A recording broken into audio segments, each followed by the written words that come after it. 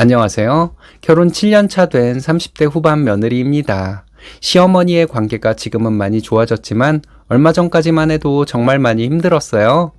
그 과정을 얘기하고 싶어서 이렇게 글을 보냅니다. 남편과의 첫 만남은 2016년 봄이었습니다. 벚꽃이 한창 피던 4월 대학 축제준비위원회에서 처음 만났죠. 제가 3학년 학과 대표로 축제 준비를 하고 있었는데 당시 4학년이던 남편이 선배로서 조언을 해주면서 가까워졌습니다. 저기 이거 혹시 이렇게 해보는 건 어떨까요? 처음 남편이 말을 걸어왔을 때 그 수줍은 미소가 아직도 생생하네요. 형광등 아래서 쑥스럽게 웃던 모습이 너무 귀여워서 저도 모르게 자주 눈길이 갔었습니다. 4년 동안 연애하면서 단 한 번도 크게 싸운 적이 없었습니다. 오히려 서로의 부족한 점을 채워주는 사이였죠. 제가 예민하고 걱정이 많은 성격인데 남편은 늘 농담으로 분위기를 환기시켜주곤 하는 사람이었습니다. 우리 마누라 될 사람이 걱정이 많네. 결혼하면 내가 다 책임질게. 그런 남편의 너스레에 웃다 보면 어느새 걱정도 있곤 했죠.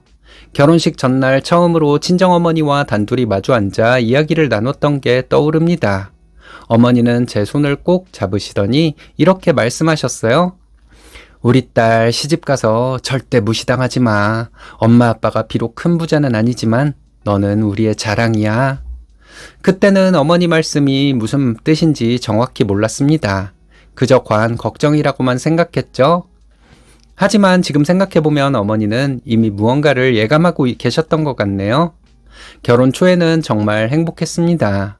신혼집은 강서구 화곡동이었는데 시댁과는 차로 1시간 거리였죠. 주말마다 시댁에 놀러 갔는데 특히 시어머니의 된장찌개 맛은 지금도 잊을 수 없을 정도로 맛있었어요. 어머니, 이 된장찌개 비법 좀 알려주세요. 우리 며느리가 이렇게 음식에 관심이 많네. 나중에 천천히 다 알려줄게. 시어머니는 요리를 가르쳐 주실 때마다 진심으로 기뻐하시는 것 같았어요. 간도 보게 해주시고 비법도 하나하나 설명해 주셨죠. 그때만 해도 저를 딸처럼 아끼시는 줄 알았습니다. 시아버지는 절 친딸처럼 대해주셨어요. 첫인사 때부터 그러셨죠. 아이고, 우리 며느리 될 사람이 이렇게 예쁘네. 앞으로 우리 딸이라고 불러도 될까? 시누이도 저를 언니처럼 따랐습니다. 쇼핑도 자주 같이 다니고 서로의 고민도 털어놓는 사이가 됐죠. 모든 게 완벽해 보였습니다. 하지만 그 평화로운 시간도 잠시 시어머니의 태도가 조금씩 변하기 시작한 건 결혼 6개월쯤이었습니다.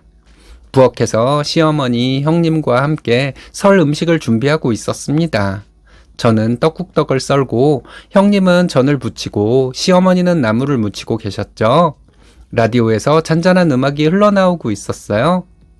그때 초인종이 울렸습니다.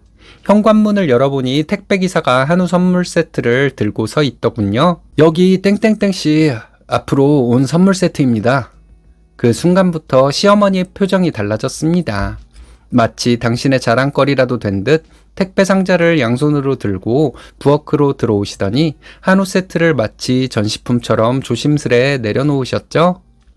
역시 우리 큰며느리 친정은 뭐가 다르네. 설날 선물도 이런 고급 한우 세트를 보내고. 그러더니 갑자기 저를 흘깃 보시며 말씀하시는데 겉으로는 농담이지만 가시가 돋친 말투였습니다. 작은 며느리네는 이번에도 선물 안 보내나? 너희 엄마는 자식한테 받기만 하지 돈 타러만 오시지는 않니? 순간 온몸에 전류가 흐르는 것 같았습니다. 아버지가 새벽부터 밤늦게까지 가게를 지키는 모습, 어머니가 맨손으로 설거지 하시던 모습이 스쳐 지나갔죠. 하지만 그때는 참았습니다. 시누이가 저를 걱정스럽게 쳐다보는 게 느껴졌지만 애써 모른 척했죠. 그게 시작이었던 것 같아요. 그날 이후로 시어머니의 태도는 180도 달라졌습니다. 특히 형님 아버님이 대기업 임원 출신이라는 걸 언급해가며 저와 비교를 하셨는데 너무 심하셨습니다. 4월 어느 날 저녁이었습니다. 시댁 식구들과 저녁 식사를 하고 있는데 시어머니가 갑자기 말을 꺼내셨어요. 큰며느리네가 이번에 하와이 간대. 10월에 가족여행. 작은 며느리야, 너희는 해외여행 계획 없니? 찌개를 떠먹다 말고 고개를 들었더니 시어머니는 마치 오래 기다렸다는 듯 본격적으로 말씀을 시작하시더군요. 큰며느리네는 1년에 두세 번은 해외여행을 가. 여유 있게 사는 게 얼마나 좋니? 작은 며느리도 배우는 게 있어야 할 텐데. 숟가락을 든 제 손이 부들부들 떨렸습니다. 남편이 제 옆구리를 살짝 찔렀지만 이미 시어머니의 독설은 시작된 후였죠. 해외여행 좋은 거 누가 모를까요? 여유가 되면 갈 수도 있었겠죠. 그런데 그게 아니니까 못 가고 그랬던 건데 말이에요. 얼마 전에 큰며느리가 친정어머님이랑 명품관 가서 쇼핑했다더라. 나도 데려가겠다고 하더라고. 넌 엄마한테 그런 제안 한번 안 해보네? 결국 참았던 말이 터져나왔습니다. 어머니, 저희도 열심히 살고 있어요. 지금은 내 집 마련이 먼저라. 그 말이 기름을 부은 격이었나 봅니다. 시어머니가 숟가락을 탁 내려놓으시더니 쏘아붙이셨죠. 아이고, 말하는 걸 봐. 시어머니한테 한 끼 사주는 게 그렇게 큰 돈이야? 큰며느리는 지난번에 백화점 식당에서 한우갈비 세트 사다 줬어. 식탁의 공기가 순식간에 얼어붙었습니다. 시아버지는 한숨만 쉬시고 시누이는 고개를 푹 숙이고 있었죠. 형님은 화장실에 간다며 자리를 피했는데 나중에 알고 보니 눈물을 참느라 그랬다고 합니다. 자기 때문에 제가 눈치 보는 게 미안했다고 하네요. 그런 일들이 거의 매일 반복됐습니다. 명절 때는 더했죠. 2018년 추석 형님 친정에서 특급 호텔 한과 세트와 프리미엄 기프트 세트를 보내왔는데요. 시어머니는 그 선물들을 거실 한가운데 진열하다시피 펴놓으셨습니다. 이것 봐라. 이 한과 세트 그 하나가 30만 원이래. 프리미엄이라고 특별 주문 제작했다네. 그러더니 저를 빤히 쳐다보시며 말씀하시는데 그 눈빛이 마치 저를 죄인 보듯 하시더군요. 작은 며느리야, 너희도 이런 거 한번 사서 친정부모님께 드려봐. 비싸도 가치 있는 거야. 아 참, 너희는 그럴 형편이 안 되나? 마치 바늘방석에 앉은 것 같았습니다. 화장실에 가서 울었죠. 남편이 뒤따라와 등을 토닥여줬습니다. 여보, 많이 힘들지? 내가 엄마랑 얘기해 볼게. 하지만 남편의 중재는 오히려 역효과였습니다. 어느 날 퇴근길에 남편한테 전화가 왔는데 목소리가 평소와 달랐어요. 여보, 나 지금 엄마랑 통화했는데 너무 힘들었어. 남편 목소리가 많이 지쳐 있더군요. 엄마가 시댁 체면을 생각해야 한다고, 친정의 수준에 따라 며느리의 수준이 결정된다고 이러더라고요. 무슨 소리인가 이해를 할 수 없었습니다. 남편도 힘들어하니 남편에게 채근할 수도 없어서 그냥저냥 지냈습니다. 그리고 결정적인 사건이 일어났습니다. 2019년 봄, 전날 밤늦게까지 야근을 하고 출근 준비를 하고 있는데 시어머니한테 전화가 왔습니다. 작은 며느리야, 오늘 백화점 명품관에 큰며느리랑 같이 가기로 했어. 너도 올래? 전날 야근에 피곤한 상태였지만 시어머니의 강압적인 어조에 거절할 수가 없었습니다. 명품관에 도착하자마자 시어머니는 형님의 쇼핑을 도와주시느라 정신이 없더군요. 하지만 틈틈이 저를 향한 따가운 눈초리와 말씀을 잊지 않으셨습니다. 이 버버리 트렌치코트 얼마나 고급스러운지 봐. 우리 큰며느리가 입으니 더 빛이 나네. 그러더니 제 옷차림을 위아래로 훑어보시며 혼잣말처럼 하지만 충분히 들리게 말씀하셨죠. 작은 며느리는 맨날 유니클로만 입고 다니니. 아무리 돈을 아낀다지만 시댁 체면도 좀 생각해야지. 그때 형님이 화장실에 간 사이 시어머니가 결정적인 말씀을 하셨습니다. 큰며느리 시아버님이 대기업 임원이셔서 그런가? 말하는 것도 입는 것도 확실히 달라. 역시 집안 격이 있어야 며느리감도 다르지. 넌 좀 너네 형님한테 배워야겠다. 이러시는데 그 순간 7년간 참아온 모든 감정이 폭발했습니다. 어머님, 이제는 정말 그만하시죠. 뭘 그만하라는 거니? 모르시는 척 하지 마세요. 7년 동안 어머님의 모든 말씀 다 기억해요. 너희 엄마는 돈 타러만 온다. 너희 집은 격이 없다. 큰며느리 집안하고는 달라도 너무 다르다. 이런 말씀들 하실 때마다 제 가슴이 어떻게 무너졌는지 아세요? 나는 그저 네가 좀 더 나아지길 바라신다고요? 그런 식의 말씀이 사람을 나아지게 만든다고 진심으로 생각하세요? 아니겠죠. 그저 며느리를 괴롭히는 게 재밌으신 거잖아요. 얘가 갑자기 왜 이러는 거야? 너 지금 시어미한테 덤비는 거야? 덤비는 게 아니에요. 시어머님이라는 이유로 며느리의 자존심을 마음대로 짓밟으실 수는 없어요. 어머님도 한때는 며느리셨잖아요. 어머니는 이런 대접 받으셨을 때 없으셨어요? 그런 때 기분이 어떠셨어요? 아니면 어머님도 그때 당하셔서 이제는 똑같이 며느리를 구박하는 게 당연하다고 생각하시는 건가요? 나는 네가 부족한 걸 채워주려고 그런 거지. 부족한 걸 채워주겠다고요? 명품 가방 하나 못 사고 해외여행 한 번 못 간다고 제가 그렇게 부족한 사람인가요? 제가 뭐가 그렇게 마음에 안 드세요? 그럼 제가 어머니 눈앞에서 안 나타나면 되는 건가요? 제가 시어머니를 노려보며 이런 식으로 말했더니 시어머니는 말을 잇지 못하고 계셨습니다. 아니면 그저 제 친정이 자영업을 한다는 이유만으로, 돈이 없다는 이유만으로 이렇게 무시당해야 하는 건가요? 어머님께서는 사람의 가치를 돈으로만 매기시나 봐요. 제 부모님은 절대 저한테 그런 걸 가르치지 않으셨어요. 돈이 없어도 사람답게 살라고 하셨고 이웃을 무시하지 말라고 하셨어요. 저는 허영심 가득한 어머님 말씀 안 들을래요. 저희 부모님 가르침대로 살 거예요. 그러니 저한테 이상한 소리 마세요. 그건 난 그저 뭐요? 그냥 저를 무시하면 스트레스가 풀린 거겠죠. 제가 어머님 화풀이 대상이에요? 이제 그런 거 안 해요. 저 건드리면 저도 가만히 있지만은 않을 거예요. 이때 주변에서 누군가 작게 그렇지 말해야지 라고 말하는 소리가 들렸습니다. 그때는 정신이 없어서 몰랐는데 지나가는 사람이 저와 시어머니가 하는 대화를 듣고 있다가 참견한 것이었습니다. 전요, 우리 부모님이 자랑스러워요. 20년 넘게 한자리에서 성실하게 가게를 운영하시면서 제 대학 등록금 한번 밀리지 않게 해주셨어요. 새벽부터 밤늦게까지 일하시면서도 단 한 번도 저한테 짜증내신 적 없으신 분들이에요. 그런 분들을 어머님은 볼 때마다 깎아내리시네요. 어머님보다 저희 부모님이 경제적으로도 나으면 나았지 못하지 않은데 말이에요. 시어머니의 입술이 파르르 떨리고 있었습니다. 이 자리에서 제가 분명히 말씀드려요. 더 이상 이런 모욕적인 대우 받고 싶지 않아요. 시어머니라고 해서 며느리의 인격을 무시해도 되는 건 아니잖아요. 어머님도 이제는 정신 차리셨으면 좋겠어요. 사람답게 말씀하시고 행동하시라고요.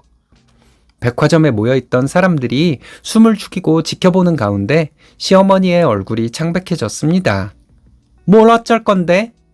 네, 어머님이 이렇게 계속 저를 무시하신다면 저는 남편과 함께 완전히 독립할 생각입니다.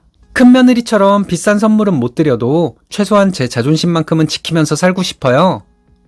너 뭐라고? 시어미한테 네가 감히? 감히요?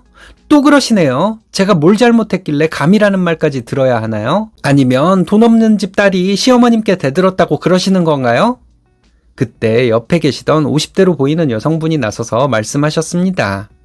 아니 아줌마, 며느리한테 그렇게 하시면 어떡해요? 요즘이 어떤 세상인데 친정이 어쩌고저쩌고 하시고 저 며느리 말씀이 100번 맞아요. 아줌마 딸이 시집가서 아줌마 같은 시어미년 만나면 좋겠어요? 시어머니는 당황하시는 듯 주변을 둘러보셨습니다. 모든 사람들의 시선이 따갑게 느껴지셨나 봅니다. 시어머니가 뭐라 말하려고 하는데 더 이상 변명하지 마세요. 이제는 정신 차리세요. 돈이면 다가 아니잖아요. 사돈 집안 형편으로 며느리를 판단하시는 어머님의 모습 부끄러운 줄 아세요. 저는 이만 가보겠습니다. 쇼핑백을 그 자리에 내려놓고 돌아서는데 주변에서 작은 박수 소리가 들렸습니다. 어머님 마지막으로 한 말씀만 더 드릴게요. 전 우리 부모님이 자랑스럽습니다. 부자는 아니어도 남들에게 손 벌리지 않고 정직하게 사시는 분들이니까요. 어머님도 언젠가 사람이 되셔서 제 말 이해하실 수 있길 바랍니다. 그날 이후 며칠 동안 시어머니와 연락이 끊겼습니다. 남편과 시어머니는 통화를 했지만 저는 시어머니와 통화도 하고 싶지 않았죠. 그러다 일주일쯤 지났을까요? 예상치 못한 곳에서 시어머니를 마주쳤습니다. 놀랍게도 친정부모님의 가게 앞이었어요. 어머니, 여기는 어쩐 일로? 시어머니는 친정어머니와 마주 앉아 이야기를 나누고 계셨습니다. 그것도 꽤 오랫동안 이야기를 나누신 것 같더군요. 처음 보는 광경이었습니다. 아, 네 엄마가 얼마나 성실하게 일하시는지 보고 싶어서 내가 먼저 왔어.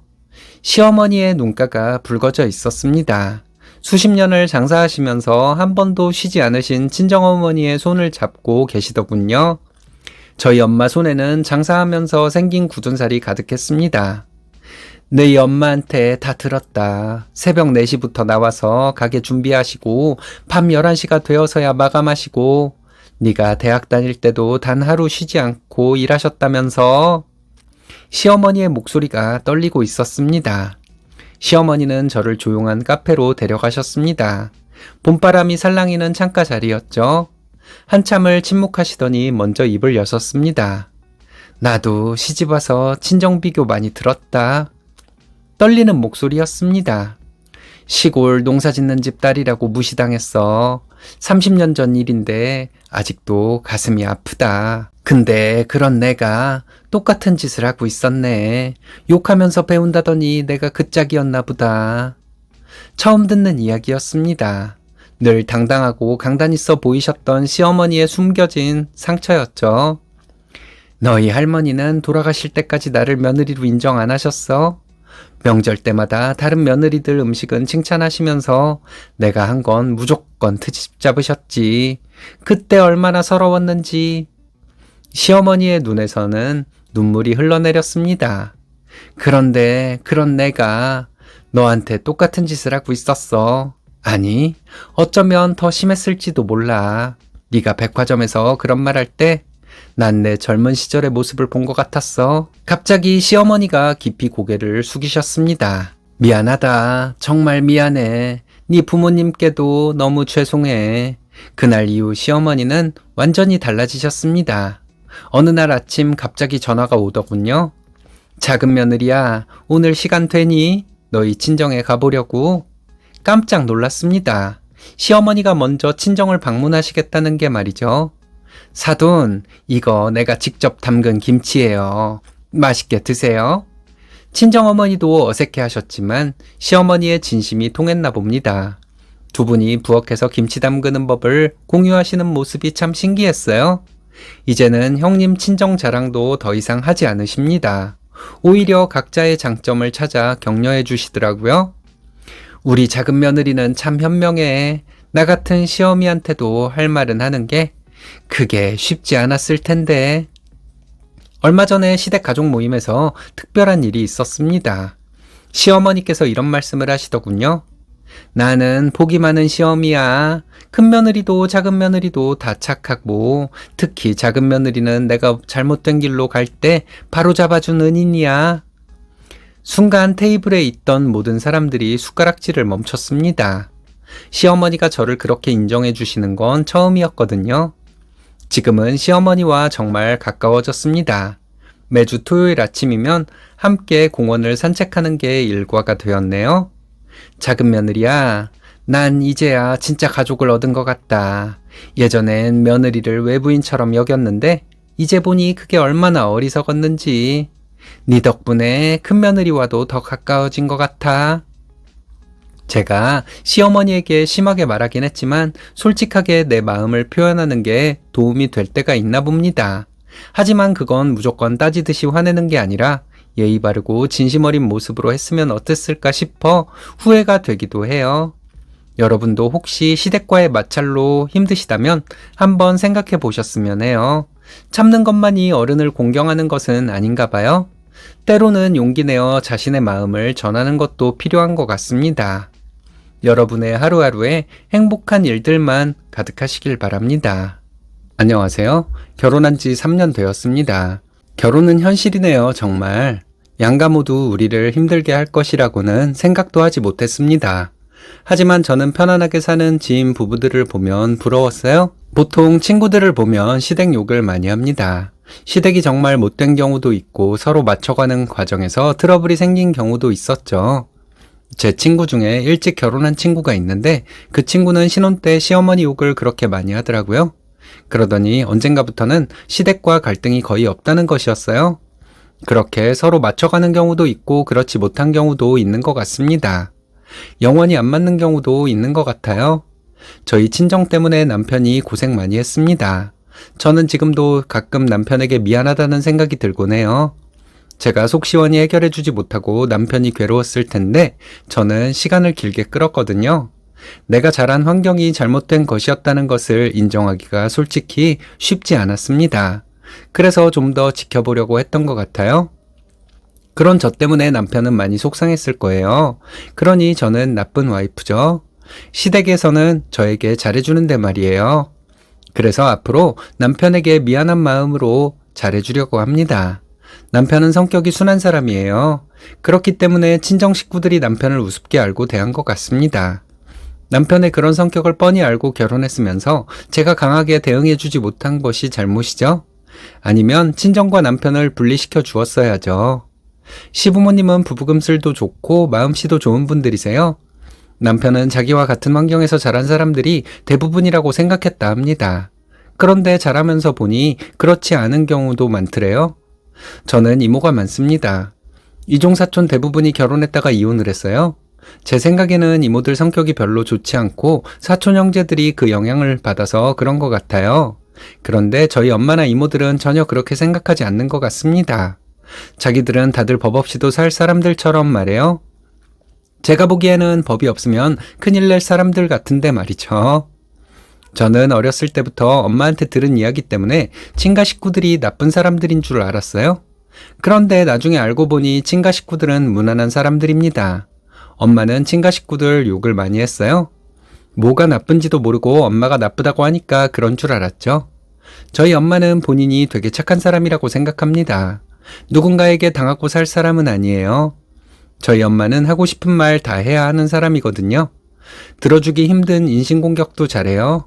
그래놓고 자기는 뒤끝이 없다고 합니다. 그런데 엄마는 아빠와 결혼하고 신혼 때 저희 친가 식구들에게 멋대로 말하고 행동하지 못한 것이 한이 되는 것 같습니다. 엄마는 그야말로 자기 마음대로 행동하고 자기가 하고 싶은 말 다 해야 하는데 새댁으로서 시댁 식구들에게 그렇게 하지 못했겠죠? 그래서 저희 엄마는 친가 식구들에 대해 나쁘게 말했던 것 같습니다. 그런 얘기를 듣고 자랐으니 저는 친가 식구들을 싫어했죠. 한번 그런 선입견을 갖게 되니 객관적인 시선으로 보기가 쉽지 않더라고요. 그래서 저는 어렸을 때 고모들이나 친할머니, 친할아버지를 보면 괜히 인상이 굳어지고 그랬던 것 같습니다. 20대 중반이 되어서야 편하게 대할 수 있게 된 것 같아요. 그분들은 제가 그렇게 버릇없게 굴어도 저를 계속 예뻐해 주셨으니까요. 그리고 그분들은 저희 엄마를 대할 때 좀 어려워해요. 제가 어렸을 때부터 그런 것을 느낄 정도였어요. 남편과 연애 기간은 3년 정도였어요. 남편과 연애를 시작하고 1년 정도 후에 시댁에 인사를 드렸습니다. 처음 인사를 드린 후에 시부모님이 저를 귀찮아할 정도로 저는 시댁에 자주 찾아뵈었어요. 저를 많이 편하게 대해주셨고 뭔가 모르게 따뜻함을 느꼈습니다. 그러다 보니 저희 남편도 저희 집에 자주 놀러가게 되었죠. 그런데 양가는 좀 차이가 있습니다. 시부모님은 저를 계속 손님으로 대해주셨고 저희 부모님은 저희 남편을 아들처럼 생각한다고 하셨습니다. 저희 결혼 전에 저희 친정 가족여행을 가는데 남편에게 함께 가자고 했습니다. 근데 그때 시할머니 제사가 있었어요. 그래서 같이 가기 어렵다고 했더니 저희 엄마는 엄청 기분 나빠하셨습니다. 제사는 부모님이 지내도 되는 걸 가지고 뭘 그렇게 호들갑이냐는 식으로 말씀하시더라고요. 제가 시집가서 고생할 것이 눈에 훤하다는 말씀도 하셨고요. 근데 더 웃긴 건 저희 오빠였죠. 저희 오빠는 저희 남편은 버릇을 고쳐놓겠다고 했답니다. 여자 집을 그렇게 우습게 알면 나중엔 더 할 거라고 하면서 처음에 군기를 잡아놓아야 한다고요. 저희 남편 장남이에요.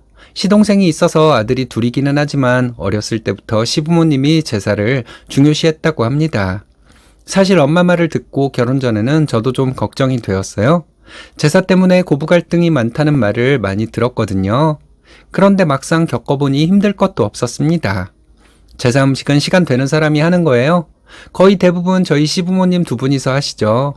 음식을 하고 별 격식 없이 제사를 지냅니다. 할아버님이 살아계실 때는 격식에 맞춰서 제사를 지냈다고 해요. 하지만 지금은 격식 없이 제사를 지냅니다. 저희 아버님이 제사 과정을 자꾸 헷갈리시거든요. 저희 오빠는 저보다 2살 많고 저희 남편은 저보다 3살 많습니다. 저희 남편이 매제이지만 저희 오빠보다 1살 많은 거죠. 그런데 저희 오빠가 저희 남편을 자꾸 군기 잡아야 한다고 하니 저는 좀 난감했어요. 기분이 나쁘기도 했고요. 하지만 바보같이 저는 말을 하지 못했습니다. 저희는 결혼하고 몇 년 있다가 아이를 가질 것이라고 양가에 분명히 말했습니다. 저희 시부모님은 정이 많은 분들이라서 손주를 많이 기다리셨어요. 하지만 압박을 하거나 하는 일은 전혀 없었습니다. 그런데 저희 부모님은 저희의 계획을 알고 있었지만 아이가 왜 안 생기냐고 자꾸 압박하듯 묻더라고요. 저희 아빠는 땡서방 몸에 문제가 있는 거 아니야?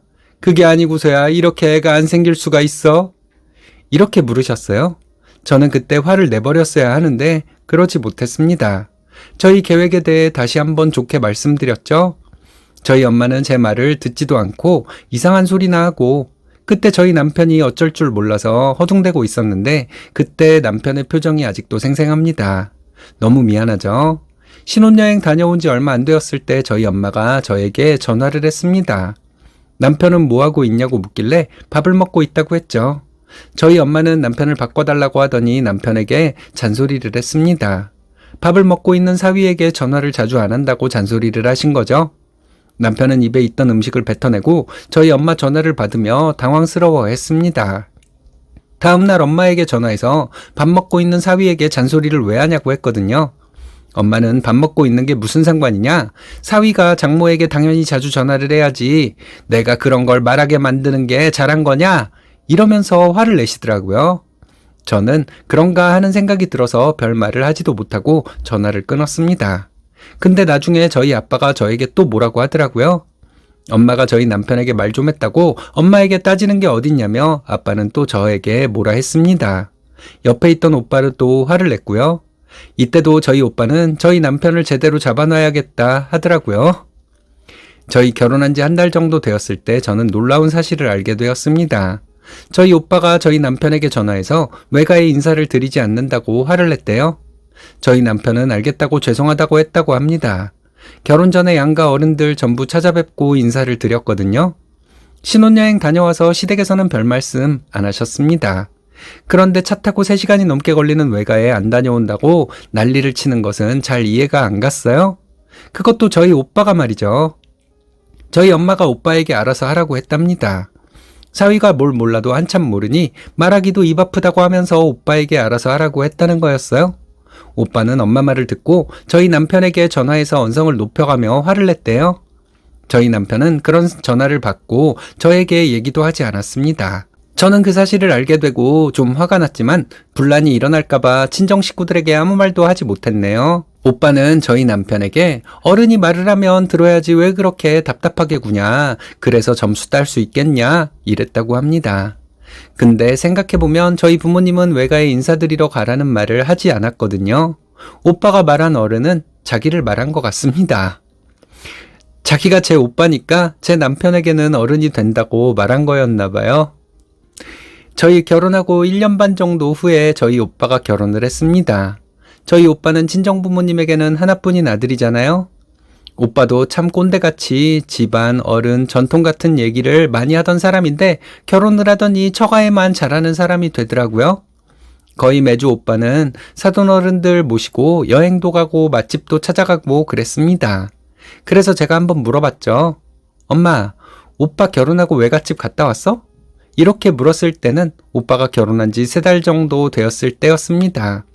엄마는 대답을 안 하더라고요. 갔다 왔냐고 엄마가 얘기 안 했어? 몇 번을 물었지만 엄마는 얼버무리기만 하고 확실하게 대답해 주지 않았습니다. 뻔하죠. 매주 그렇게 처가 식구들이랑 다니는데 외가에 갈 시간이 어디 있겠어요?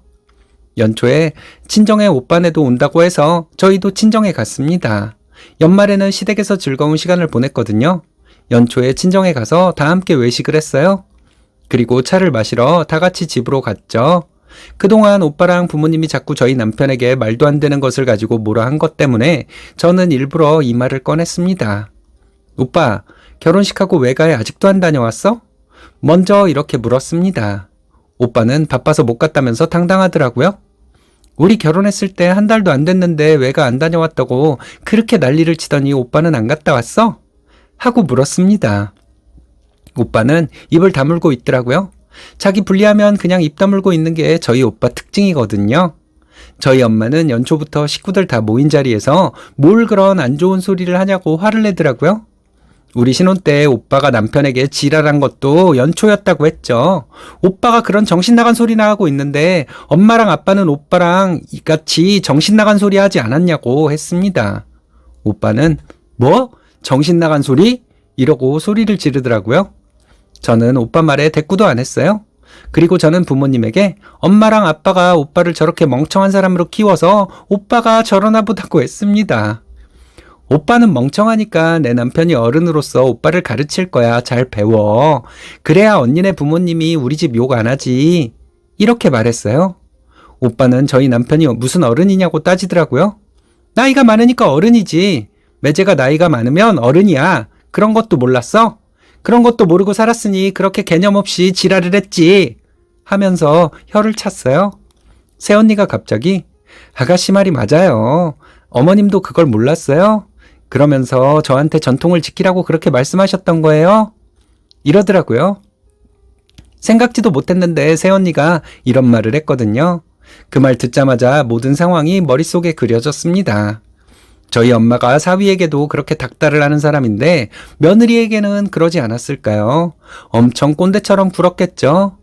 나는 출가회인이니까 시댁에 잘하고 살게. 사위는 백년 손님이니까 엄마랑 아빠는 앞으로 내 남편 앞에서 똑바로 행동하세요. 이렇게 말했습니다. 그랬더니 새언니가 얼굴이 환해지더라고요. 그리고 새언니가 하는 말, 요즘 며느리한테 어머님 아버님처럼 하는 시부모님 없어요. 저한테 하시는 게 달라지지 않으면 저는 여기 안 와요. 안 그래 오빠? 하니까 저희 오빠는 어버버하면서 얼굴이 새빨개져 있었습니다.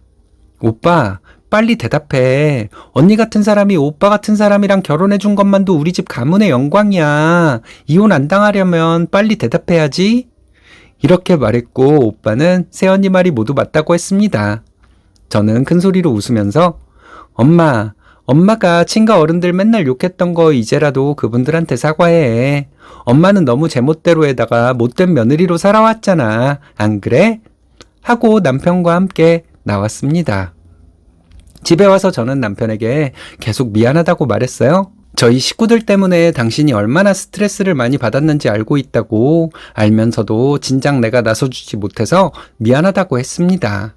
남편은 그냥 웃고 말았지만 표정은 정말 밝아 보였습니다. 지난 명절에는 명절날 저녁까지 시댁에 있었습니다. 저희 엄마는 점심 좀 지나서 저에게 전화를 했더라고요. 언제 오냐고 보채길래 나 이 집 며느리야. 내가 명절에 여기 있어야지. 어딜 벌써부터 친정에 가. 엄마는 할머니한테 가 있어. 이렇게 말하고 전화 끊었습니다. 저희 부모님은 제가 어렸을 때부터 전통과 예절에 대한 말씀을 자주 하셨습니다. 근데 그게 어디까지나 당신들에게 잘하라는 거였죠. 그래놓고 당신들은 전통 같은 건 별로 신경 쓰지 않는 분들이었습니다.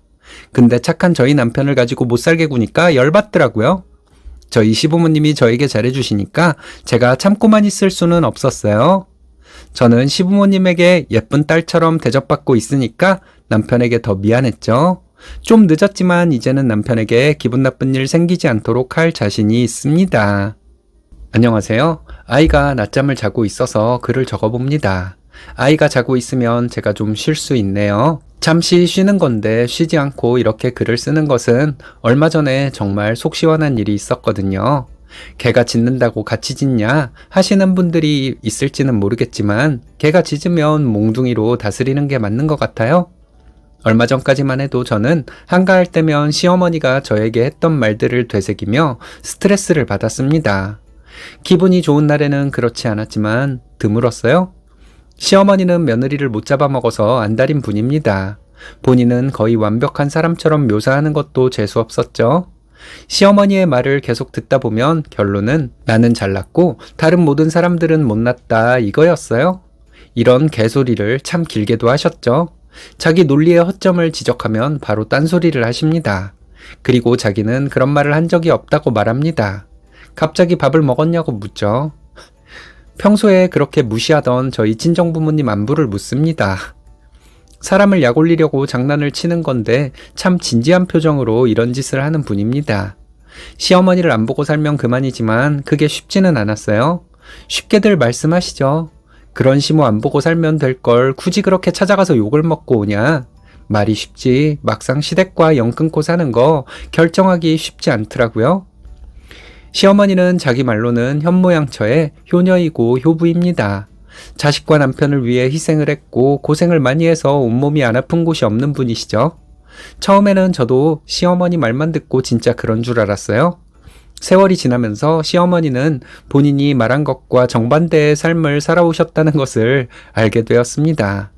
정말 저렇게 착각을 하고 사는 걸까? 아니면 알면서 거짓말을 하는 걸까? 이런 생각도 저에게는 나름 스트레스였습니다. 싫어하는 시어머니 관심 끄고 살면 되는 것이지만 그게 저는 잘 안 되더라고요. 결혼하고 세월이 지나면서 남편의 친가와 외가 친척들 모두 시어머니를 부담스러운 존재로 생각한다는 사실을 알게 되었습니다. 시어머니 말로는 본인 친정을 위해 많은 희생을 치렀고 본인 친정을 일으킬 정도로 자기가 희생을 했는데 형제들이 자기를 알아주지 않아 너무 마음이 아프다고 했습니다. 시어머니가 친정을 위해 어떤 희생을 했는지 몇 가지 예를 들어주었는데 저는 그게 그렇게 큰 희생이야? 이런 생각이 점점 들었어요. 그리고 시어머니는 남편의 친가, 즉 시어머니의 시댁에 정말 잘하는 며느리였는데 그 사람들이 시어머니의 완벽함을 보고 시기해서 그 사람들을 포기할 수밖에 없었다고 합니다. 가장 못된 것은 언제나 큰어머니였죠. 시어머니 말만 듣고 저는 큰어머니를 색안경을 끼고 보게 되었습니다. 안 좋은 이미지가 머릿속에 박혀 큰어머니의 말과 행동이 모두 가식처럼 느껴졌어요. 하지만 큰어머니는 무난한 분이더라고요. 좋은 분이라고 할 수 있죠. 결혼 전부터 시어머니는 본인이 본인의 시댁과 친정에 희생하고 살았다는 얘기를 하면서 저에게 잘해야 한다고 말씀하셨습니다. 저에게는 무조건 시댁에만 잘하라고 하셨죠. 여자는 시집으로 왔으면 시댁이 우선이다. 시댁에 잘하는 것이 친정 부모님께 효도하는 것이다. 저는 이 말에 무슨 깊은 뜻이라도 들어있는 줄 알았어요. 근데 다른 뜻은 없더라고요. 그냥 본인에게 잘하라는 가스라이팅이었습니다. 그리고 시어머니는 본인 시댁에 한 맺힌 얘기를 할 때는 천박한 단어도 잘 쓰셨습니다. 시부모년 놈들 이란 단어도 참 많이 들었어요. 아버님도 계신 데서 이런 단어를 거침없이 쓰셨습니다. 그만큼 친가 어른들이 본인을 힘들게 했다는 거였어요. 그런데 시어머니가 어떤 식으로 힘들었는지는 예를 들어가며 말하지는 않았습니다. 그냥 나쁜 사람들이라는 말뿐이었죠. 시어머니 얘기를 듣다 보면 결론은 나는 착한 사람이고 다른 사람들은 다 나쁜 사람들이다. 나는 순진하게 희생만 하다가 당한 사람이다. 지금 나는 그 사람들을 신나게 욕해도 된다. 너도 나한테 이런 쌍욕을 먹지 않으려면 나한테 잘해라. 이런 것이었습니다. 결혼 전에 남편을 잘 해먹이라고 그렇게 강조하던 시어머니는 알고 보니 자식을 위해 그렇게 음식을 열심히 만든 주부는 아니었습니다. 여기서부터 저는 시어머니를 의심하기 시작했어요. 저보고는 그렇게 남편 잘 해먹여야 한다던 시어머니였는데 저희가 시댁에 가보면 음식을 해놓은 것도 없었습니다. 그래서 배달시켜 먹은 적이 많았어요. 그렇지만 제가 집에서 남편과 배달 음식을 먹었다는 사실을 알면 난리가 났습니다. 새댁이 벌써부터 음식하기를 싫어해서 어쩌냐며 한탄을 하셨죠. 본인은 주부로서 음식도 별로 안 하면서 일하는 며느리한테는 음식을 잘 하라고 압박하는 것은 무슨 양심에서 나오는 건지 이해할 수가 없더라고요. 결혼하고 1년 정도 지났을 때였어요. 시어머니가 다른 건 몰라도 만두는 정말 맛있게 하시거든요. 그 솜씨를 배워서 저도 만두를 어느 정도 맛을 낼 줄 압니다. 주말에 시댁에 가서 시어머니와 만두를 만들었어요. 남편도 같이 하며 놀이처럼 시간을 보냈습니다. 만두를 만들면서 시어머니는 제가 즐겁게 일하는 것이 꼴보기 싫었나 보더라고요. 저에게 남편을 잘 해먹이라는 잔소리를 또 하시더라고요. 우리는 잘 해먹고 있으니까 걱정 말라고 했더니 남편이 살 빠진 게 다 보이는데 네가 무슨 음식을 잘 해먹이고 있냐 하며 짜증을 내시더라고요. 그때까지 저희 남편 결혼 후에 5kg 붙었거든요. 어딜 봐서 남편이 살이 빠졌다는 건지. 네가 음식을 맛있게 해야지 얘가 잘 먹지. 네가 음식 솜씨 안 좋은 건 생각 안 하고 얘가 안 먹는다는 말만 하니? 이러시더군요. 제가 해온 진미채랑 멸치볶음 같은 밑반찬 3일이면 다 없어지던데요. 아버님이 저녁만 드시는데 아버님이 다 드신 거겠어요? 어머님이 맛있으니까 금세 다 드신 거겠죠. 그렇게 맛있게 드셔놓고 저한테 그런 소리를 하세요? 하면서 웃었어요. 시어머니는 만두 빨리 만들어 치우자. 왜 그렇게 말이 많니? 일할 땐 일을 해야지. 저희 시어머니의 대화 스타일 아시겠나요? 자기가 하고 싶은 말, 그것도 남들을 깎아내리는 말을 해놓고 자기 말에 자기가 걸려들어 불리해지면 딴소리 하는 사람. 그런 사람들이 꽤 있지만 그들 중에서 저희 시어머니는 1인자일 거예요. 그 전까지만 해도 시어머니가 말을 돌리면 저는 그냥 넘어갔거든요. 그렇게 했더니 시어머니는 제가 멍청한 줄 아는지 계속 그런 식이었습니다.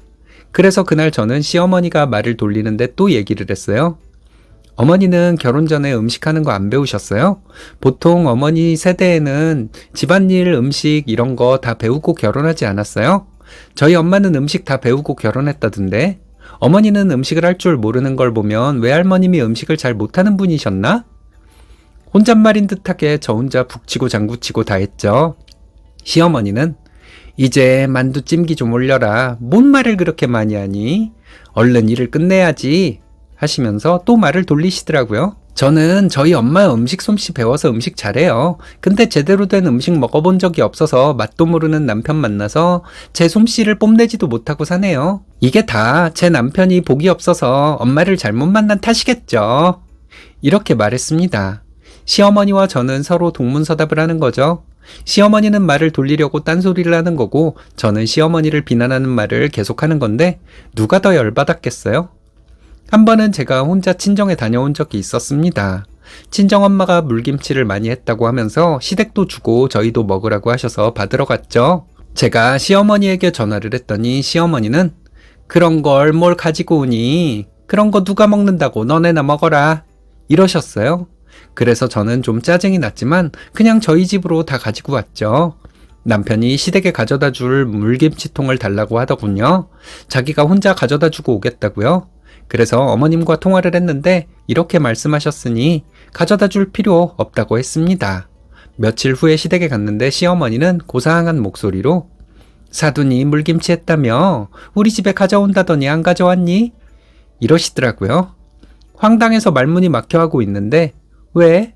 너 여기 갖다 주기 싫어서 안 주는 거니? 이러시더라고요. 그래서 저는 어머님이 가지고 오지 말라고 하셨잖아요. 했습니다. 내가 언제? 네가 그날 힘들다고 해서 나중에 가지고 오라고 했지. 너무 천연덕스러워서 제 기억이 잘못됐나 하는 의심까지 들었어요.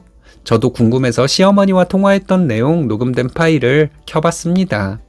내용을 다 듣고 시아버지는 혀를 차시며 고개를 절레절레 흔드셨어요. 저희 남편은 화를 내고 있고 저는 어머니, 매번 이렇게 거짓말하는 거 솔직히 좀 힘들어요. 어머니는 모든 게 다 거짓말이잖아요. 저한테 누명 씌우는 게 그렇게 재밌으세요? 푸념 섞인 목소리로 이렇게 말했습니다. 남편이 시어머니에게 도대체 왜 그러시냐고 소리 지르고 난리였어요. 그리고 얼마 전에 큰아버님 생신이 있었습니다. 큰아버님 생신이 1월 초라서 연초 모임 겸 큰집에서 항상 모였거든요. 저희 시어머니는 큰어머니가 나쁜 사람이라고 잘 참석을 안 했죠. 명절 때도 큰집에 안 가는 시어머니인데 큰아버님 생신이라고 가겠어요?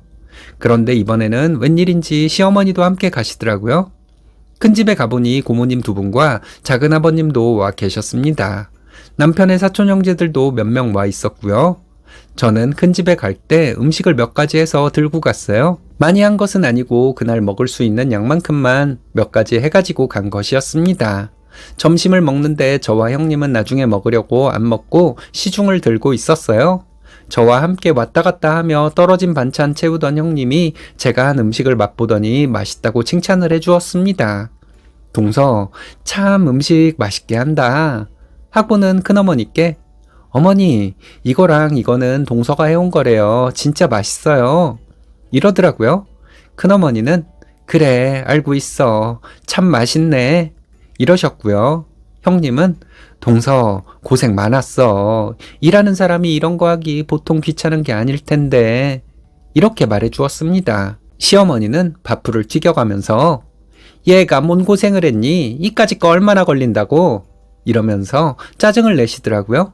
큰어머니가 왜 말을 그렇게 하냐면서 시어머니를 말렸습니다. 이거 하느라고 1시간 넘게 서 있었을 텐데 그것도 고생이지 뭘 그래. 이러셨어요? 형님, 제가 한 말을 가지고 왜 그렇게 꼬투리를 잡으세요? 시어른 생일에 이런 것도 못해요? 그럼 이런 것도 못하면 가정교육 다시 받고 와야지 하면서 따지더라고요. 그럼 동서는 가정교육 다시 받고 와. 시집 와서 이런 거 한 적 없잖아. 이렇게 말했더니 시어머니는 큰어머니를 잡아먹을 듯 노려보고 있었습니다. 시어머니는 갑자기 작은아버님께 서방님, 동서는 왜 안 왔어요? 하고 딴소리를 하시더라고요. 작은아버님이 대답을 하려는데 제가 큰어머님이랑 형님이 고생 많으셨죠. 어머님은 명절에로 또 일하러 안 오신 지 오래됐다는데 작은어머님도 고생 많으셨을 거예요. 했거든요. 큰아버님이 말도 말라고 하면서 예전에는 명절에 손님들이 많아서 음식이 어마어마했는데 큰어머니와 작은어머니가 다 하셨다고 말씀하셨습니다. 근데 왜 어머님은 와서 일 안 하셨어요? 며느리돌이를 저한테 그렇게 강조하신 분이 어머니신데 왜 어머니는 며느리돌이를 하나도 안 하셨어요? 이거 어머님이 가정교육 문제라고 하셨던 거 아니에요? 이렇게 말했습니다. 큰어머니와 형님 표정이 굳어지더라고요. 시어머니가 화를 낼까봐 조마조마한 것 같았습니다. 그런데 저희 시어머니가 아무 말도 못하고 있으니 큰어머니는 신이 나셨더라고요. 식사 후에 저희가 큰 집에서 나올 때까지 시어머니가 잘못한 것들을 신나게 얘기하셨습니다. 저와 형님은 맞장구 쳐드리고 놀란 척도 해드렸죠. 이게 지난주였어요. 앞으로는 저는 시어머니 앞에서 할 말 다 하는 며느리가 될 수 있을 것 같습니다. 시어머니가 말을 돌리면 왜 말을 돌리냐고 계속 얘기하라는 말도 할 수 있을 것 같아요. 그리고 시어머니 과거를 들추면서 왜 그렇게 못돼 먹은 삶을 살아오셨냐고 물을 수 있을 것 같습니다. 그리고 이번 설에는 시어머니를 끌고서라도 큰 집에 가려고 합니다.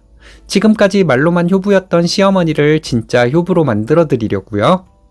안녕하세요. 저는 30대 후반에 아이 하나 있는 여자입니다. 직장맘들의 삶은 그 자체가 지옥 훈련인 것 같아요. 오늘도 웃는 낯으로 하루를 보냈으니 여러분들에게 저는 칭찬받을 자격이 충분하다고 생각해요. 친구들 얘기를 들어보면 예전에 저희 어머니 세대 여자들이 시집살이를 한 것만큼은 아니어도 시댁에 대해 서운한 것들이 꽤나 있습니다. 저도 그런 일이 없었다고는 할 수 없겠네요. 시어머니나 신우의 못된 짓이 대부분이었는데 저희 집은 그 반대였어요. 저희 오빠가 저희 남편을 기분 나쁘게 만들었죠. 애초에 제가 강력한 대응을 했어야 했는데 그러지 못한 게 남편에게 미안합니다. 다행히 잘 해결되었고 저희 오빠는 길을 펴지 못해요. 저희 남편은 참을 만큼 참았다고 합니다. 저를 생각해서 그렇게 오랜 시간 참아준 것이겠죠. 이런 생각을 하다 보면 남편에게 고맙다는 생각도 듭니다. 요즘은 시집살이보다 처가살이가 더 험난하다고들 하는데 저희 집의 경우와 일치하는 말이에요. 남편은 3남매 중 막내입니다. 남편은 지금도 형제들에게 막내 취급을 받고 있어요. 저도 귀여움을 받고 있습니다. 시부모님은 제가 막내 며느리가 되어 딸이 둘이 되었다고 하시는 분들이세요. 저희 시어머니는 며느리가 꼭 집안일을 해야 한다고 생각하지도 않아요. 설거지는 당신이 하실 수도 있고 어느 누가 해도 상관없다고 생각하십니다. 시부모님이 이렇게 중심을 잘 잡고 계시기 때문에 형제들 간의 마찰은 거의 없는 것 같아요. 이런 분위기이기 때문에 저는 시댁에서 굳은 일을 도맡아 하려고 합니다. 설거지는 누가 하면 어때요? 내가 막내 며느리이고 가장 어리니까 한다고 하면서 제가 설거지를 선점하려고 노력해요. 형님들도 아주버님과 남편도 서로 설거지를 하려고 합니다. 시댁 분위기는 이래요. 남편은 큰 누나인 제 신우와 나이차가 좀 있어요. 그만큼 남편은 시댁에서 늦둥이입니다. 저는 저희 오빠와 연년생이에요. 그래서 저희 시아버지는 저희 친정아빠보다 나이가 훨씬 많으시죠. 하지만 저희 친정보다 시댁이 훨씬 더 신세대적인 분위기입니다. 시댁에서는 시끌벅적하고 화기애애한 분위기 속에서 놀다 온다는 생각이 듭니다. 반면에 친정은 뭔가 모르게 분위기가 어두워요. 시부모님도 그렇고 저희 아주버님과 신우도 아이들을 많이 예뻐합니다. 저희 아이도 아이들 중에 막내라서 예쁨을 많이 받으며 자라고 있어요. 저희 오빠는 저와 관계가 좀 불편했지만 오빠가 만약 저희 아이를 예뻐했다면 저는 오빠에게 고마워했을 것 같아요. 시댁 식구들은 저를 마음 편하게 해주면서 저희 아이까지 예뻐해주니까 더할 나위 없이 좋은 사람들이라고 생각했죠. 저는 어렸을 때부터 연년생 오빠와 차별을 받고 자랐어요. 사소한 차별들이 대부분이었지만 기억 속에 많이 남아 있습니다. 오빠는 잘못을 해도 크게 혼나지 않았고 저는 사소한 잘못을 해도 엄마에게 심한 말을 듣고 자랐어요. 어린 마음에도 이상하다는 생각이 들었습니다. 오빠는 왜 안 혼내고 나만 이렇게 심하게 혼낼까? 이것은 저에게 풀리지 않는 의문이었죠. 제가 오빠보다 훨씬 학교 성적이 좋았는데 엄마는 친척들 앞에서 오빠 칭찬을 많이 했어요. 오빠의 사소한 것까지 칭찬을 하면서 저에 대해서는 칭찬한 적이 없습니다. 저에 대해 비난하지는 않았지만 칭찬은 없었어요. 저희 아빠도 마찬가지였고요. 저희 남편은 이런 따뜻한 가정에서 자란 사람이라서 그런지 다정한 사람입니다. 사람들을 다정하게 대하고 먼저 배려를 해주는 편이에요. 그런 모습이 참 좋아 보였기 때문에 저는 남편에게 쉽게 빠져들었던 것 같습니다. 시댁 식구들을 알게 된 이후로는 이 남자 꼭 잡아야겠다는 생각이 더 강해졌고요. 남편은 저희 집에도 잘하는 사위입니다. 이게 문제였던 걸까요? 저희 부모님은 남편이 잘생겼다고 하며 좋아하셨습니다. 저희 친정 식구들 외모는 평범한데 시댁 쪽은 이목구비가 좀 서구적이에요. 저희 엄마가 특히 남편의 외모를 좋아했습니다. 저희 남편은 키도 꽤 커요. 그런 외모를 가진 사위가 처가에서 장난꾸러기 같은 짓을 하니 저희 엄마가 얼마나 좋아했겠어요? 저희 오빠는 말이 별로 없고 성격이 좀 차갑고 날카로워요. 어렸을 때부터 오빠와 대화하는 것을 피했습니다. 대화를 하다 보면 오빠에게 비난을 받게 되었고 그런 얘기 듣고 싶지 않아서 오빠를 피했던 것 같아요. 그런데 새언니도 오빠와 성격이 비슷해요. 끼리끼리 모이는 건지. 저희가 결혼할 때 저희 오빠는 4살짜리 아이가 있었습니다. 오빠와 새언니를 좋아하지는 않지만 조카는 예쁘잖아요. 저는 지금도 조카를 예뻐하려고 노력하고 있습니다. 결혼 전에 오빠네 가족이 집에 오는 것이 좋기도 하고 부담스럽기도 했거든요. 오빠와 새언니는 부담스럽지만 조카는 예뻤으니까요. 오빠와 새언니는 본인들의 지식을 늘어놓는 것을 좋아했어요. 유쾌한 대화를 할 수 있으려면 대화 주제는 가벼울수록 좋잖아요. 그런데 오빠는 항상 시사, 정치, 경제 이런 것들을 주제로 얘기를 했습니다. 저는 그런 것에 대해 아는 것도 별로 없고 그런 주제로 대화하는 것도 별로 안 좋아해서 오빠나 새언니와 대화를 피했어요.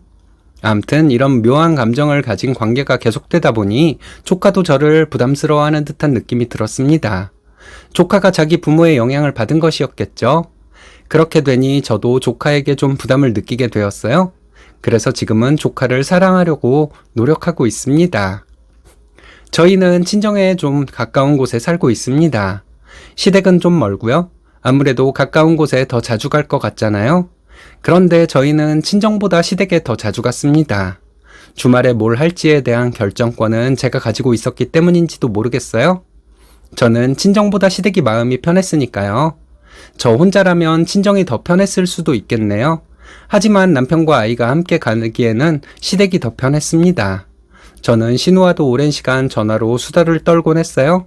신우와 나이 차이가 많이 나지만 뭔가 모르게 저를 편하게 대해줬으니까요. 저희 새언니는 저랑 동갑입니다. 근데 새언니랑 대화하는 것은 뭔가 모르게 불편했어요. 그래서 새언니와 통화를 자주 하지도 않았고 통화를 한다 해도 짧게 용건만 말하는 경우가 대부분이었죠. 결국 친정에는 한 달에 한 번 정도 방문했었어요. 그것도 억지로 갔던 것이었죠. 뭔가 모를 불편함 같은 것이 있었습니다. 친정에 가면 대부분 오빠네 가족도 함께 모였습니다. 친정에 가면 남편은 장난도 많이 쳐서 저희 엄마가 엄청 좋아하셨어요. 그런데 오빠는 저희 남편이 장난치는 것을 싫어하더라고요. 그 이유는 모르겠지만 저희 오빠는 저희 남편에게 사람이 너무 가볍다 이런 말을 자주 했습니다. 가족들을 만났는데 그럼 가벼운 얘기를 하지 무거운 얘기를 하나요? 그건 아니잖아요. 이런 식으로 저희 오빠가 저희 남편을 무안하게 만드니까 중간에서 제가 많이 난처했어요. 오빠가 이런 식으로 나올 때 새언니는 가끔 오빠의 말을 거들고 새언니가 웃으면서 말하긴 했지만 너무 행동이 가벼운 거 아니에요? 이런 식으로 저희 남편을 비꼰 적이 많습니다. 저희 남편이 하는 말들은 오빠에게 쓸데없는 말들이었나 봐요. 자기는 시사, 경제 이런 것들에 대해 토론을 해야 하는데 말이죠. 토론이라기보다는 자기의 주장에 저희가 설득당하는 모습을 보고 싶었던 것이 맞는 것 같아요. 학벌로 보나 다니는 회사 네임밸류로 보나 저희 남편이 저희 오빠보다 훨씬 낫거든요. 그게 질투가 났던 것은 아니었나 싶습니다. 솔직히 저희 남편 지식도 풍부하고 자기 나름의 관념도 가지고 있는 사람이에요. 다만 그런 자신의 생각을 남들 앞에 드러내는 것을 조심스러워할 뿐인 거죠.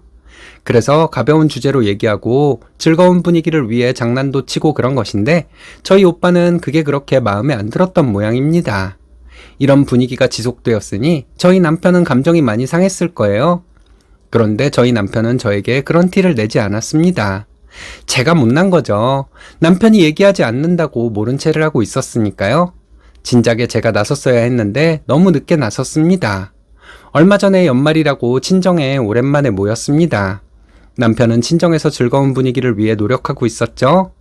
조카와 장난을 치며 놀기도 하고 있었습니다. 그런데 저희 새언니가 갑자기 저희 남편에게 왜 애들 앞에서 그렇게 촐랑거리세요? 애들 앞에서 좀 어른스럽게 행동하셔야죠. 웃으면서 이렇게 말하더라고요. 그거 아시죠? 입은 웃고 있는데 눈빛은 노려보고 있는 듯한 표정. 남편은 기분이 많이 상했을 텐데도 웃으면서 애들이랑 놀 때는 나도 재밌어야 해요. 그래야 애들이 더 재밌어 하거든요. 이런 식으로 말했습니다. 저희 오빠가 그런 말장난 같은 거 애들 교육상 안 좋아.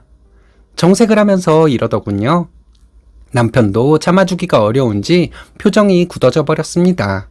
그 짧은 순간에 참 많은 생각이 들었네요.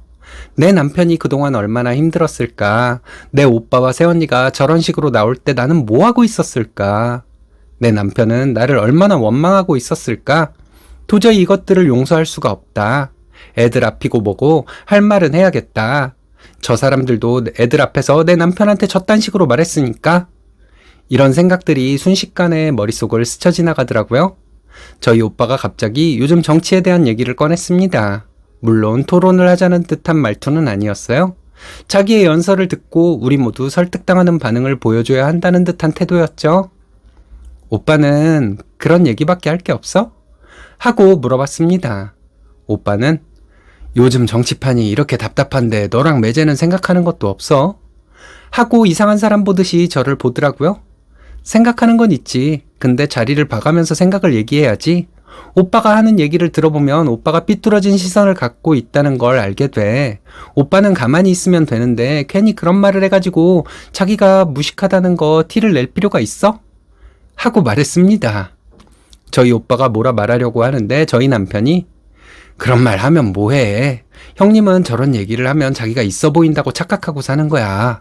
우리가 얘기를 해준다고 해서 형님의 스타일은 변하지 않아. 그냥 둬. 하면서 웃더라고요. 오빠랑 새언니는 저런 식으로 말하면 자기들이 잘나 보인다고 착각하는 걸까? 설마 그렇게 무식하다고? 오빠랑 새언니도 우리 가족인데 모르면 알려줘야지. 오빠랑 새언니 밖에 나가서까지 저러면 어떡해. 우리 엄마 아빠 욕먹이는 거잖아. 했더니 둘 다 얼굴이 빨갛게 달아올라 있었습니다. 저는 이런 얘기도 했어요. 오빠 회사 사람들한테도 이래? 그럼 회사 사람들이 싫어하지 않아?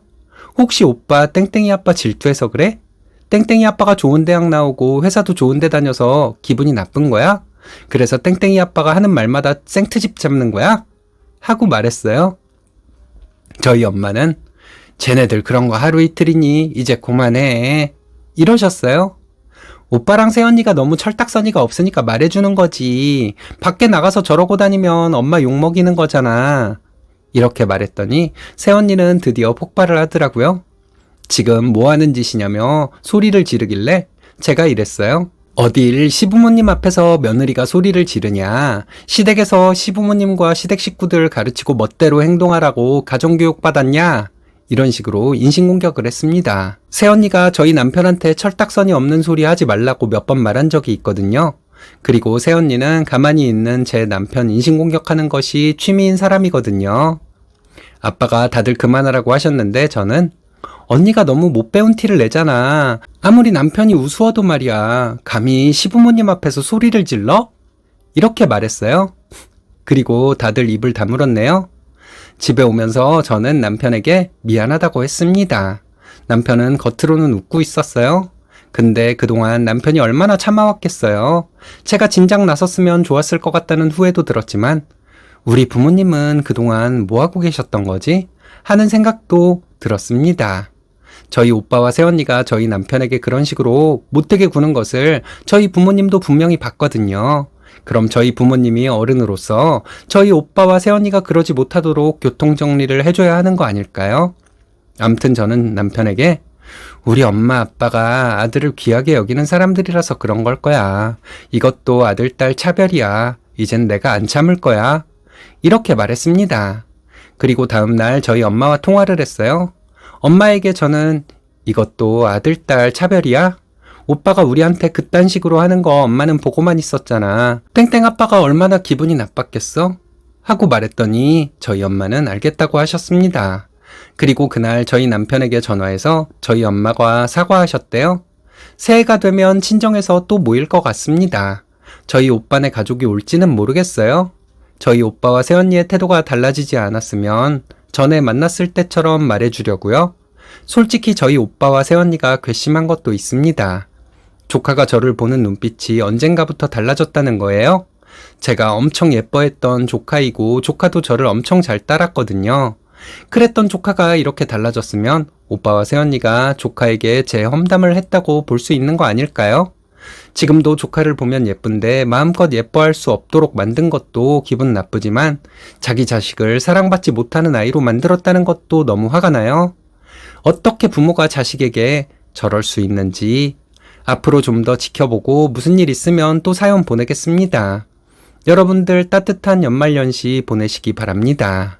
안녕하세요. 시댁 식구를 내 식구라 생각하고 잘해드렸는데 그걸 당연히 알고 함부로 대한 시어머니께 할 말 다 하고 편하게 살고 있는 며느리입니다. 시어머니는 돈 잘 주는 동서를 예뻐하시더니 동서 부모님 댁에 가셔서 하지 말아야 할 추태를 부리고 작은 며느리는 코빼기도 못 보고 살고 계시네요. 남편과 저는 5살 연상연하 커플입니다. 남편이 28살, 제가 33살에 결혼을 했는데 처음에 시댁에서 제 나이가 많다고 엄청 반대를 하셨어요. 하지만 남편의 끈질긴 설득과 노력으로 결혼 허락을 받았습니다. 저희 결혼을 허락해 주신 것에 감사해서 며느리로서 최선을 다해야겠다고 다짐하고 실천에 옮기려고 엄청 노력했어요. 신혼 초에 시아버님께서 전세금을 보태주신다고 연락을 하셨는데요. 알고 보니 한 가지 조건이 있었습니다. 서울에서 직장을 잡은 시동생과 작은 시누이를 데리고 살라고 하셔서 저는 그 일이 얼마나 어려운 일인지도 모르고 흔쾌히 그러겠다고 대답했습니다. 결혼 생활하면서 일주일에 2번씩 시댁에 안부전화도 드렸어요. 하지만 주기적으로 안부전화 드리는 일이 쉽지 않더군요. 큰아이가 태어나면서 육아는 기본이고 5식구의 빨래며 밥, 청소까지 어느 누구도 도와주는 사람 없이 오로지 제 몫이었습니다. 정말 돌아서면 빨래 한가득, 돌아서면 설거지 한가득, 젖먹이 아기까지 단 1분도 숨 고를 새가 없었어요. 그래도 남편을 너무 사랑했던지라 큰 불평 없이 지냈습니다. 아이가 태어나니 시어머님께서 손주가 보고 싶으시다면서 주말에 시댁으로 내려오라고 하셨어요. 손주를 보고 싶다고 하시니 2시간 반 거리의 시댁을 한 달에 2-3번을 내려갔습니다. 갓난아기를 키워보신 분들은 다 아시겠지만 지방으로 이동을 하려면 기저귀부터 젖병, 옷까지며 챙길 것이 너무 많잖아요. 시댁은 대농은 아니지만 시골이다 보니 농한기를 제외하고 밭일이나 고추 따는 일 등을 도와드려야 할 때가 있어서 농사일까지 도와드리고 오면 피곤해 지쳐 쓰러지곤 했습니다. 시어머님은 채소 다 먹었냐고 집요하게 체크를 하셔서 사실 뭐라 대답할지 난감할 때도 많았어요. 저희가 다 먹기에 벅찬 양을 주시면서 그걸 일주일 안에 어떻게 다 소비하라는 건지 좀 난처했어요. 한 달에 몇 번이나 주말에 시댁에 내려가다 보니 체력이 바닥나고 채소 정리하는 것도 일이었습니다. 그렇게 시댁에 왔다 갔다 하다 보니 툭하면 두통이 오기 시작했습니다. 아이 키우는 일 자체도 힘든데 우리 세 식구만 사는 것도 아니고 시동생 2명을 챙기랴 밤에 2시간마다 깨서 우는 아이 때문에 늘 비몽사몽이었거든요. 시어머니도 자녀를 여럿 낳으신 분인데 제 고충은 안중에도 없고 손주 보러 내려오라고 재촉하시니 안 가고 싶다고 말도 못하고 너무 힘들었습니다. 그래서 시댁 갈 때마다 편두통약을 꼭 챙겨가지고 갔어요. 겨울철이 되고 시골에 농사일이 없다 보니 시부모님께서는 할 일이 없어서 몸이 근질거린다면서 저희 집으로 자주 올라오셨습니다. 동네 분들과 사이도 안 좋아서 동네 개모임에서 가는 여행도 안 가셨거든요. 그런데 저희 집에 올라오실 때마다 서울에 사시는 시고모님 내외분을 부르셨어요. 저는 밥상이며 술상이며 차리기 바빴고요. 시어른들이 오셨으니 신경이 쓰여 기본 국에 메인 반찬, 고기, 생선 반찬까지 만들었어요. 웃기는 건 시어머님은 한 번 입에 대신 반찬을 두 번은 안 드시는 성격이셔서 반찬도 정말 여러 가지 준비해야 했습니다.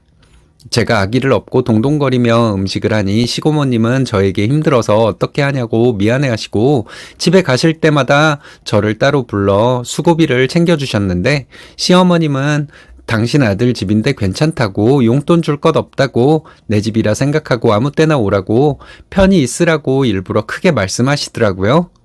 가끔은 시댁 근처에 사는 큰 시누이 가족을 데리고 올라오시는데 이불도 부족하고 좁은 집이 사람들로 미어터질 지경이었습니다. 어머님께서 저에게 면박을 주시거나 못되게 하시는 건 아니지만 이 정도 상황이면 며느리가 힘들 거라는 걸 전혀 생각을 못 하시는 것 같았습니다. 돌이켜 생각해보면 시어머님은 제 고충을 외면하고 방관하셨던 것 같아요. 제가 시키는 대로 그냥 아무 말 없이 다 하니까 저한테는 미안한 마음이 아예 없으신가 하는 서운한 마음이 생기기 시작하더라고요. 그래도 남편을 낳아주신 어머님이시니 며칠 계시다 가실 건데 계시는 동안 서운치 않게 해드리자는 마음으로 견디면서 했습니다. 착하게 살면 복 받는다고들 하지만 화병이 생긴다는 사실을 그때는 정말 몰랐어요. 결정적으로 저는 명절 때는 친정을 가본 적이 없습니다. 추석 명절 때 친정에 갈까 했더니 시댁에서 친정까지 자가용으로 4시간 거리라 당신 아들 운전하는 거 힘들다고 서울 올라가서 주말에 가는 것이 낫다고 하시더군요. 남편은 그 당시 강력하게 처가에 간다고 주장하지 않아서 그냥 그렇게 친정도 못 가게 되어버렸습니다. 설 명절은 뒷날이 시부모님 제사라 아예 갈 생각도 못 했고요. 명절 당일 점심때가 아니면 어머님은 큰 시누이에게 언제 오냐고 오고 있냐고 전화를 하십니다. 며느리인 저는 친정을 못 가게 하시고 딸은 언제 오냐고 전화하시고 속으로 정말 너무하신다 싶더라고요. 어머님은 본인 자녀들 다 품에 끼고 음식 해먹고 챙겨주고 놀고 쉬게 하고 싶으셨던 것이었어요. 큰 시누이 오면 친정 왔다고 쉬고 싶다고 방에서 자고 있고 작은 시누이는 친구 만난다고 나가버리고 어머님과 저만 식사 준비를 했습니다. 그걸 본 남편이 어머님에게 왜 딸들은 안 시키냐고 한마디 하더라고요. 그러자 어머님께서는 나는 놀고 있냐? 내가 하고 있지 않냐? 고 하시면서 버럭 화를 내셨어요. 방으로 들어온 남편은 지들은 친정 와서 쉬고 처먹기만 하면서 올케는 친정도 못 가고 있으면 돕기라도 해야지 라며 불만을 얘기하길래 괜히 집안 시끄러울까봐 저는 괜찮다고 했습니다. 물론 제 마음은 안 괜찮았지만 그래도 남편이 내 생각을 해주고 있고 내 편을 들어주는 것만으로도 위로가 되더군요. 둘째가 태어나기 몇 달 전 함께 살던 시동생은 발령이 나서 지방으로 내려갔습니다. 큰애가 5살 되던 해에 시동생은 결혼을 했어요. 동서는 결혼 전에 한두 번 보긴 했지만 얘기를 오래 나눠본 적도 없는 조금 서먹한 사이였는데요. 동서에 대해 들은 바로는 외동딸이고 대기업에 다니시는 아버지 덕분에 여유 있는 삶을 살아온 듯 했습니다. 결혼 후 첫 명절을 함께 보낸 동서는 깜짝 놀라더라고요. 무슨 음식을 하루 종일 하느냐면서 어깨가 뭉치고 팔다리가 저린다며 형님은 이걸 왜 다 하고 계시냐며 형님이 이런 분위기를 참고 넘어갔으니 자기도 고생하는 것 아니냐며 투덜거렸습니다.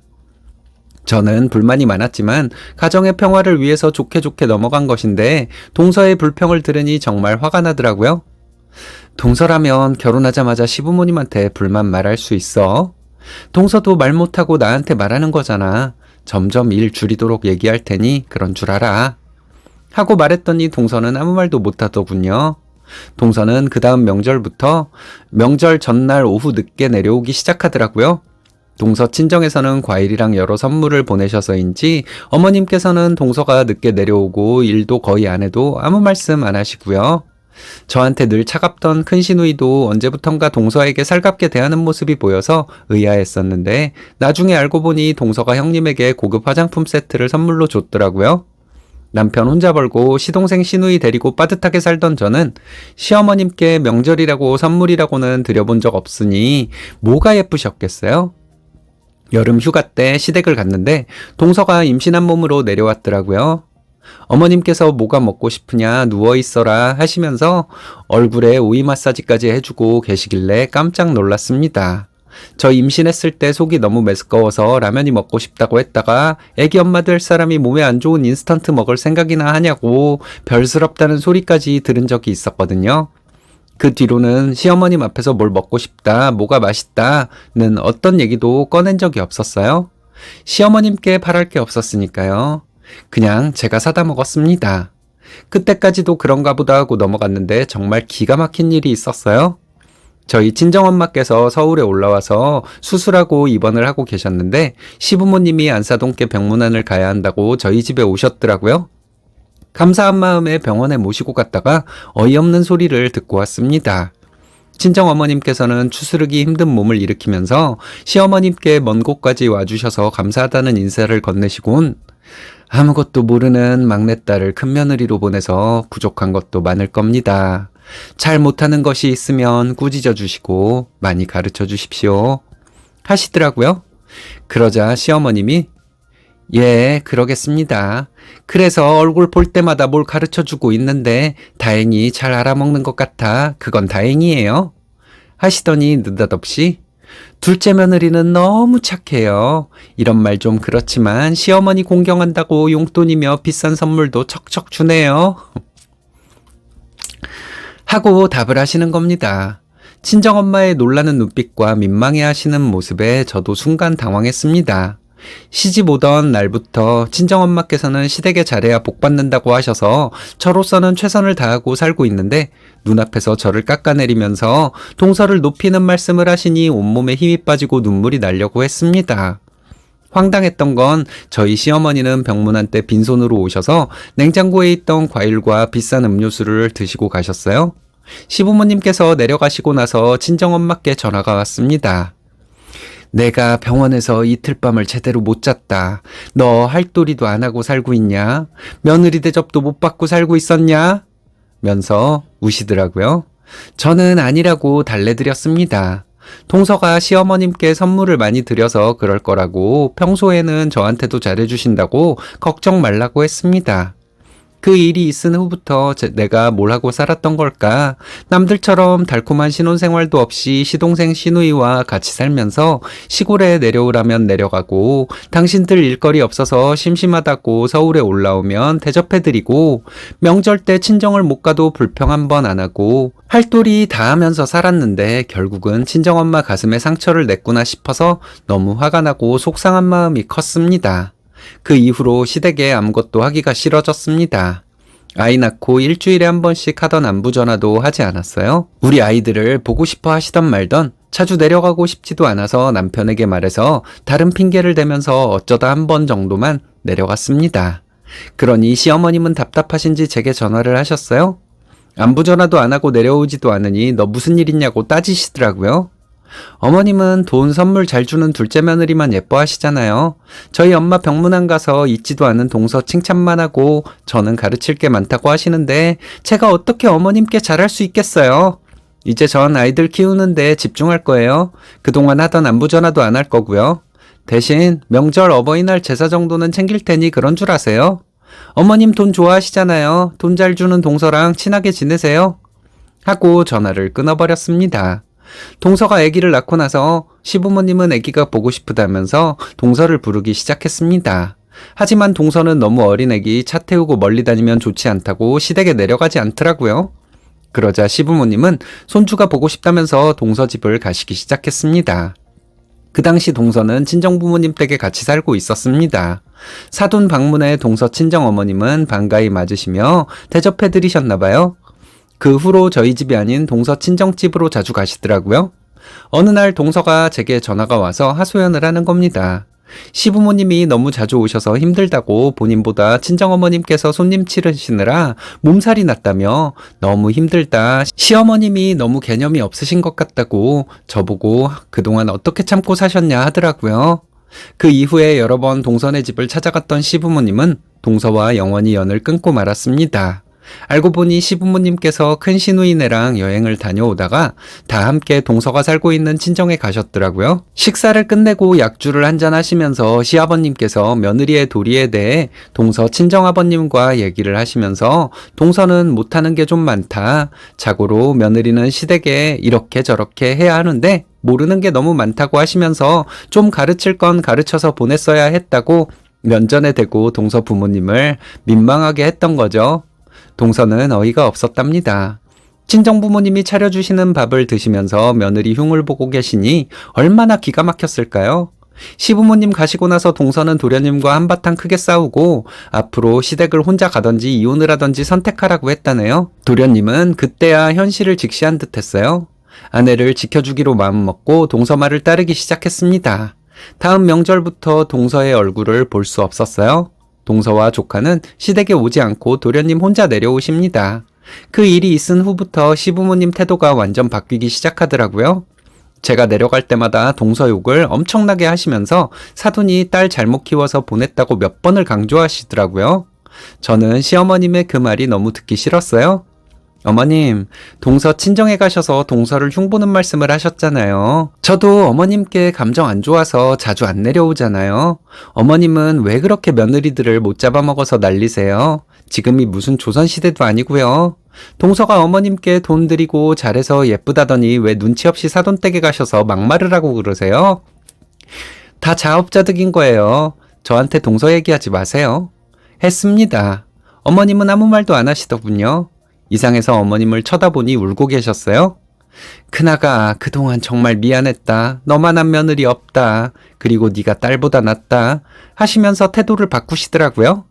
그러자 옆에 있던 남편이 엄마 그걸 이제 하셨어요? 이제 며느리 귀한 줄 아세요? 그리고 이 사람이 그동안 엄마한테 얼마나 잘했어요. 묵묵히 집안일도 많이 하고 애들도 잘 키웠잖아요. 주변에 봐도 이렇게 착하고 현명한 애 없어요. 내 사람 내가 지켜줘야겠어요. 내 아내 고생하는 거 이제 못 봐요. 앞으로 명절 차례도 없애고 명절에 점심만 먹고 바로 처가에 갈 테니 그런 줄 아세요. 했습니다. 시어머님은 풀이 죽은 표정으로 그래 너희들 마음대로 해라. 나는 이제 너희들이 얼굴 보여주면 감사히 생각할게. 하시더라고요.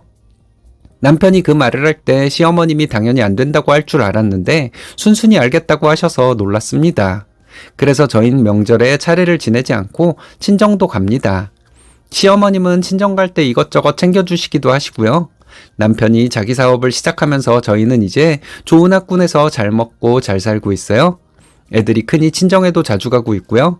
시어머님은 동서한테 크게 당해서 그러신지 저희 집도 거의 오지 않으십니다. 그래도 병원 가실 일이 있어서 저희 집에 오시면 잘 대접해드리고 있습니다.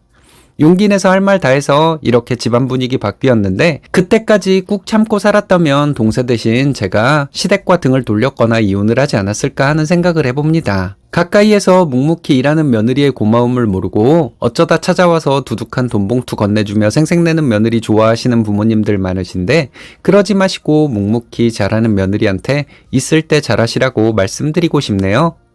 저는 25살, 남편은 27살, 조금 이른 나이에 결혼을 했어요. 남편은 홀어머니 밑에서 누나와 자랐고 저는 홀아버지 밑에서 언니와 자랐는데 한부모 가정이다 보니 시댁이나 친정 양쪽 집안 모두 형편이 그리 넉넉한 편은 아니었습니다. 친정아버지께서는 택시 운전을 하시며 저희를 키우셨고 워낙 알뜰하신 덕분에 작은 아파트를 구입하셔서 지금은 언니와 함께 살고 있습니다. 언니는 어릴 적부터 저를 너무 잘 챙겨주어서 학교 준비물 한번 놓친 적이 없었고 아침마다 머리도 빗겨주고 밥도 꼬박꼬박 챙겨줘서 제게는 엄마와 다름없는 존재였습니다.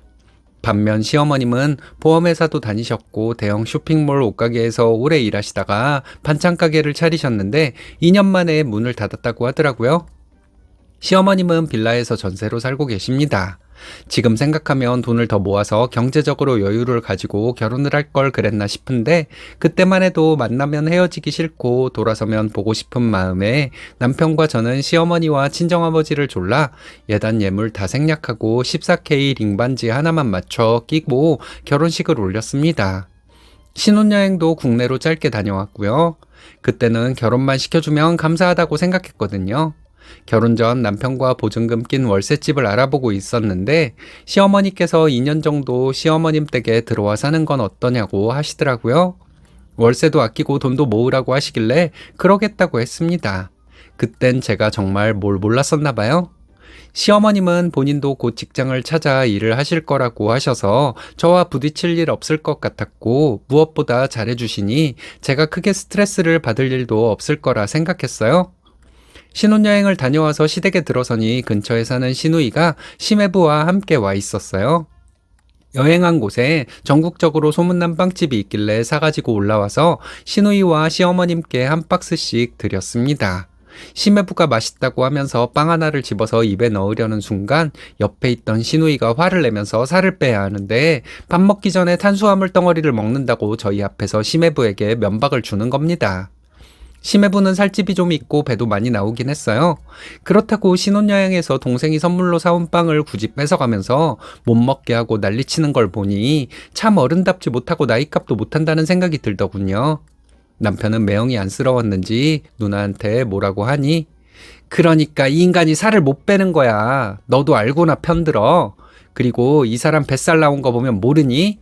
탄수화물 말고 견과류나 좀 다른 선물도 사오면 얼마나 좋아. 하긴 뭘 알겠어. 엄마 없이 자랐으니 이런 세세한 건 몰랐겠지. 라고 하는 겁니다. 언니와 아빠 사랑받으며 자란 제게 엄마 없다고 대놓고 무시를 하다니 화가 났지만 신혼여행 갔다 온 첫 만남이기에 꾹 참았어요. 사실 뭐라고 받아칠지 몰랐어요. 그때부터였던 것 같아요. 신우가 한마디 하면 나는 10배, 100배 독한 말 하기로 이를 갈기로 작심했으니까요. 남편도 더 이상 큰 소리 나는 게 싫었는지 이 사람 가정사 다 알면서 그러냐. 어른답지 못하게. 아휴. 하면서 한숨 한번 쉬더니 입을 닫더라고요. 시어머님은 저희가 온다고 상다리 부러지게 음식을 차렸더라고요. 반찬 가게를 하셨던 분이라 그런지 음식 솜씨가 좋으셔서 모든 음식이 다 맛있었습니다. 어린 나이에 엄마가 돌아가셔서 이런 거창한 상차림은 받아본 적도 없어서 그런지 맛도 맛이지만 너무 감사한 마음이 들어서 시어머님께 정말 잘해야겠다고 생각했어요. 저녁 식사가 끝나고 시누이와 시매부도 근처 집으로 돌아갔습니다. 너무 피곤해서 일찍 자려고 화장을 지우려는데 짐 정리가 덜 된 상태라 클렌징 티슈를 못 찾겠어서 시어머님께 말씀드리니 본인 화장대에 있는 클렌징 크림을 쓰라고 하셨어요. 하는 수 없이 시어머님 화장대를 찾아 앉았다가 살짝 놀랐습니다. 시어머님은 값비싼 고급 화장품 라인을 쓰고 계시더라고요. 마치 백화점 화장품 코너를 옮겨놓은 듯한 분위기였어요. 클렌징 크림까지도 이름 있는 제품이었고 20대인 저보다 화장품 종류가 더 많았습니다. 그래서 피부가 좋으신가 보다 생각했어요. 시어머님께서는 일자리를 알아보고 있는데 마땅한 곳이 없어서 괜찮은 일자리가 생길 때까지 당분간은 쉬면서 저희 대신 살림을 해주시겠다고 하시더라고요. 저희는 알겠다고 천천히 알아보시라고 말씀드렸습니다. 주말에 시어머님과 시장을 보러 함께 마트를 갔는데 전복에 한우에 갈치까지 서슴지 않고 담으시길래 조금 놀랐습니다. 결혼 전 저와 언니는 마트에 가면 항상 가격 비교해 가면서 가성비 좋은 물건이나 할인이 많이 들어간 식품들을 골라서 샀어요. 일부러 마감 직전에 가서 40% 할인이나 하나 더 주는 상품을 사오기도 했고요. 저희가 아직 신혼이니 맛있는 걸 먹이고 싶으셔서 그런가 보다 하고 넘기려고 했습니다. 카드를 내밀고 영수증을 받았는데 결제 금액이 생각보다 엄청 많이 나왔더라고요. 그렇다고 대놓고 너무 많이 나왔다고 하기도 그렇고 그냥 그렇게 집으로 돌아왔습니다. 저녁을 먹고 남편이 저에게 엄마가 당분간 집에 계시면서 살림을 해주신다고 하니 용돈도 좀 챙겨드리고 마트 시장은 어머님이 직접 보시게 카드를 드리자고 하더라고요. 낮에 시장에서 과소비하시는 모습이 좀 걸리긴 했지만 지금은 처음이라 그러셨을 거라고 생각하고 알겠다고 하면서 공과금도 저희가 내겠다고 했습니다. 다음날 출근 전 시어머님께 마트 시장 보실 때 쓰시라고 남편 카드를 드렸습니다. 한 주가 지나고 월요일에 퇴근하고 집에 왔는데 시누이가 와 있더라고요. 소파에 앉아서 귤을 까먹고 있길래 인사를 했더니 하루 종일 엄마가 청소하고 살림하는데 올케가 좀 일찍 와서 도와주면 안 돼?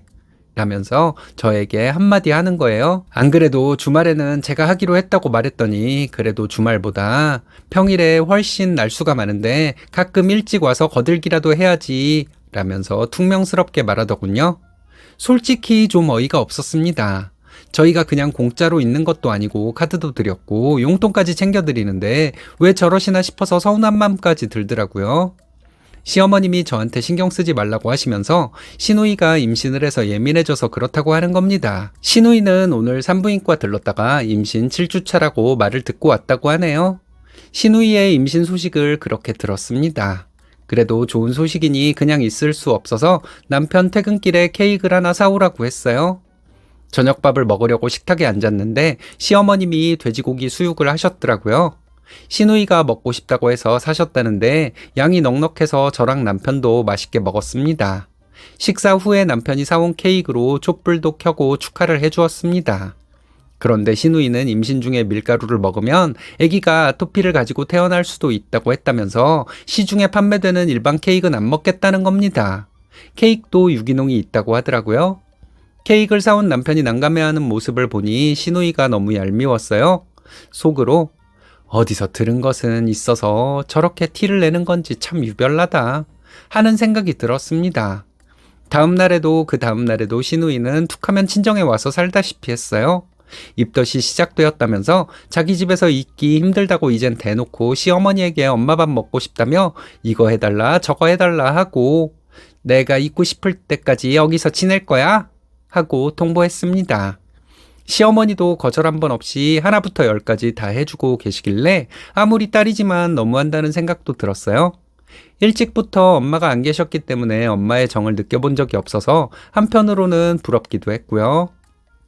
시누이는 자기는 소중한 아이를 임신한 몸이니 채소, 과일도 유기농으로만 먹어야 한다고 주장하더라고요. 상전이 따로 없었습니다. 시매부는 가끔씩 오셔서 저녁밥만 드시고 바로 집으로 가셨어요. 시누이가 집에 가지 않고 있는 동안 남편과 저는 너무 불편했어요. 방이 2개인데 저희가 하나를 쓰고 있고 시어머님께서 시누이에게 같이 방을 쓰자고 하니 거실이 편하다고 하루 종일 거실에만 있는 겁니다.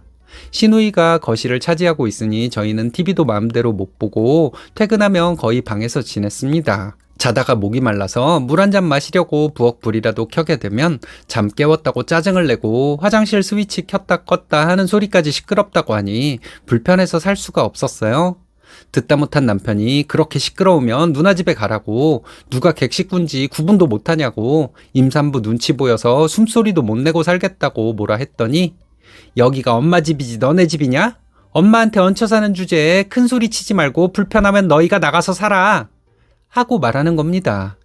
다투는 소리를 듣고 나오신 시어머님이 남편에게 누나가 임신해서 그런 걸 이해 못하고 큰 소리를 내냐고 조용히 하고 들어가 자라는 거예요. 아무리 임신을 했다지만 옳고 그른 것은 가르쳐 주셔야지 무조건 시누이 편을 드시는 시어머니가 야속했어요. 저는 남편에게 대출을 내서라도 나가서 살자고 했더니 전셋값이 너무 비싸서 안 된다고 하길래 그럼 월세도 괜찮으니 차라리 나가자고 했습니다. 하지만 남편은 누나가 입덧이 끝나면 집으로 갈 거라고 조금만 기다려보자고 하더라고요. 그렇게 시누이는 3주가 넘도록 친정에 눌러 앉아서 시어머님께 먹고 싶은 거 다 얻어먹고 저희에겐 할 말 못할 말 가리지 않고 자기 하고 싶은 대로 하고 살았습니다. 그렇게 저희는 신혼생활을 시누이 임신에 밀려 제대로 누려보지도 못하고 스트레스만 받으면서 지냈고요. 어느 날 남편이 퇴근 전에 전화가 와서 함께 저녁을 먹고 들어가자고 하길래 그러자고 했습니다. 집에 들어가면 분명히 시누이 등살에 불편할 거라고 데이트도 할 겸 저녁을 먹고 가자고 하더라고요. 그러자고 하고 시어머님께 늦는다고 전화를 드렸습니다. 오랜만에 중식집에 갔는데 남편은 저에게 먹고 싶은 요리가 있으면 시키라고 하길래 잠시 망설이다가 짜장면이랑 탕수육 작은 거 하나를 시켰습니다. 저는 남편에게 아직은 그럴 때가 아니라고 먹고 싶은 거 다 먹고 하고 싶은 거 다 하고 살면 언제 전셋집을 마련하느냐고 아끼면서 살자고 했어요.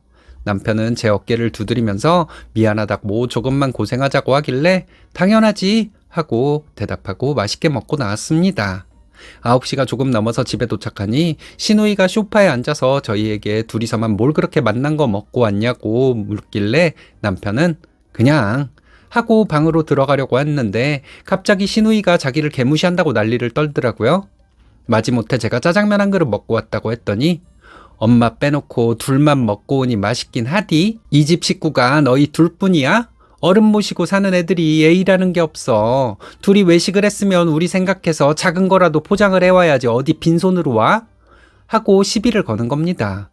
화가 난 남편은 누나만 아니었으면 엄마도 함께 불러서 저녁을 먹었을 거라고 했더니 그럼 자기도 함께 먹었으면 되지 않았냐고 하더라고요. 제가 형님 짜장면 밀가루라고 안 먹는 거 아니었어요? 라고 말해버렸어요. 그랬더니 자기는 짜장면 좋아하고 잘 먹는다는 겁니다. 남편이 무슨 심통을 그렇게 부려. 말이 앞뒤가 안 맞잖아. 아이고 언제는 밀가루 먹으면 안 된다고 하더니 오늘은 짜장면을 좋아한다고 하고 무슨 임산부가 변덕이 죽을 듯하냐? 하고 한마디 던졌습니다. 그러자 시누이는 너 말 다 했냐고 소파에서 벌떡 일어나더니 하나밖에 없는 누나가 아기를 가졌으면 퇴근길에 뭐라도 한 번쯤 사들고 와야 하는 거 아니냐고 하면서 돈 버는 애가 인정머리 없고 쪼잔하다고 받아치더군요. 보다 못한 제가 한마디 했습니다. 형님은 왜 본인 생각만 하세요? 저희도 신혼이에요. 결혼하고 처음으로 데이트 한 번 한 건데 저희가 뭘 그렇게 잘못한 건가요? 그리고 형님이 먹고 싶은 게 있으면 고모부한테 얘기하면 되잖아요. 형님이 선택해서 여기 살고 있잖아요. 형님은 손이 없어요, 발이 없어요. 언제까지 입덧한다고 엄마 밥 먹겠다고 집 놔두고 여기 와서 민폐 끼치고 있어요. 집이 멀리 있는 것도 아닌데 왜 동생한테 맡겨놓은 듯 굴어요? 이 사람한테 먹고 싶은 게 있다고 사다 달라고 좋게 말하면 사다 주지 않았을까요? 왜 매번 혼자 생각하고 다른 사람을 나쁜 사람으로 만들어버리는 거예요? 했더니 시어머님 몸 큰일 날 것 같은 표정으로 저희에게 그만하고 들어가라고 하시는데 시누이는 부르르 떨고 아무 말도 못하고 있더라고요. 제가 따다다 했더니 말도 못하고 참 하찮다는 생각이 들었어요. 저는 시누이에게 내가 이런 말 안 하려고 했는데 어디서 임신 유세예요? 이 세상에 임산부가 형님밖에 없어요. 임산부라고 다 형님처럼 행동하지 않아요. 형님이 정상적인 임산부라면 정말 잘 대접해드릴 것 같아요. 그런데 형님 행실 보면 참 천박해요. 예비 엄마가 될 사람이 마음보를 곱게 먹어야 되지 않았을까요? 난 임신 안 했어도 그런 기본적인 건 알겠는데요. 친정이라고 이렇게 민폐 끼치고 이기적으로 행동하지 말고 당장 형님 집에 가서 태교나 잘해요. 나한테 엄마 없다고 말했으니 형님은 얼마나 좋은 엄마 되는지 내가 두 눈 부릅뜨고 지켜볼 거예요. 라고 했어요. 다음날 아침 시누이는 저희랑은 눈도 안 마주치더니 시누는 시어머님께 바로 집으로 가겠다고 하더라고요. 여기 더 있으면 스트레스 때문에 애기한테 안 좋을 것 같다면서 저희 들으라고 대놓고 큰 소리로 말하더군요. 누가 누구에게 스트레스 줬는지 적반하장하더라고요. 시누이 하는 짓이 얄미워 잘 있으라고 하는 말에 대답도 하지 않았어요. 시누이의 가식에 대꾸할 마음이 없었습니다. 남편도 시누이를 쳐다도 보지 않았고요. 저와 남편은 시어머님께 인사드리고 출근했습니다. 퇴근하고 집에 들어가니 정말 시누이가 가고 없더라고요. 시어머님이 저한테 원망 섞인 목소리로 하나밖에 없는 시누이 임신으로 예민해져서 그랬던 건데 못 받아주고 속상하게 해서 보냈다고 서운하다고 대놓고 말하더군요. 저는 시어머님께 형님이 저한테 엄마 없는 애라고 무시하고 함부로 대했잖아요. 저도 참을 만큼 참았어요. 근데 형님은 애비 없이 자란 티를 너무 심하게 내잖아요. 그런 버릇 들지 않게 어머님이 교육을 시켰어야죠. 어머님이 형님한테 제대로 된 교육을 안 시켰으니 계속 저렇게 행동하죠. 어머님한테도 책임이 있는 거예요. 했더니 어머님은 당분간 저랑 말하기 싫다고 방으로 들어가시더라고요. 사실 저도 시누이가 아무 일 없이 자연스럽게 집으로 돌아갔으면 마음이라도 편했을 텐데 뭔지 모를 찝찝함에 방으로 들어와 버렸습니다. 남편 퇴근 시간도 되어가고 시어머님 속상함도 한편으론 이해가 되기도 해서 저녁 차릴 준비를 하려고 부엌으로 가려는데 남편이 들어오더라고요. 그런데 남편 얼굴에 화가 잔뜩 나 있어서 무슨 일이냐고 물었더니 대꾸도 없이 시어머님 방으로 가서는 누워 계시는 시어머님께 얘기 좀 하자는 겁니다. 영문을 몰라 일어나시는 시어머님께 카드값이 너무 많이 나와서 내역을 살펴봤더니 궁금한 게 많아서 여쭤보려고 한다는 거예요. 도대체 얼마나 나왔길래 그러느냐고 봤더니 저희 둘 월급의 반 정도의 금액이 나왔더라고요. 시어머님께 드린 카드는 식재료비만 결제하라고 드린 거고 생활용품이나 다른 것은 제가 온라인으로 주문해서 사고 있는 상황이라 엄청난 금액에 저도 깜짝 놀랐습니다. 결제 내역 중에 마트 시장비 외에 유난히 눈에 띄는 것이 있었는데 시댁에서 멀지 않은 곳에 있는 유기농 친환경 마켓 이름이었어요. 하루가 멀다 하고 결제를 했더라고요. 알고 봤더니 시누이 입덧할 때마다 먹인 음식이나 재료들이었던 겁니다. 하루하루 시장을 가시지 않은 날이 거의 없으셨고 적은 금액도 아니었는데 친환경 마켓까지 수시로 다니셨으니 카드값이 적게 나올 수가 없었던 거죠. 그리고 용돈을 따로 드렸음에도 불구하고 카드로 본인 화장품이랑 속옷도 사셨더라고요. 시어머님은 고가의 화장품만 사십니다. 불현듯 결혼 후 시어머님과 첫 시장을 보러 갔을 때 손에 잡히는 대로 망설임 없이 물건들을 담으셨던 게 생각이 났습니다. 당신 형편은 생각하지 않고 손 크고 개념도 없는 분이셨던 것이었어요. 식재료비가 많이 나왔어도 저희가 먹은 거라 인정하겠지만 거의 한 달 동안 시누이 먹거리를 저희 카드로 결제했다고 생각하니 화가 나서 미치겠더라고요.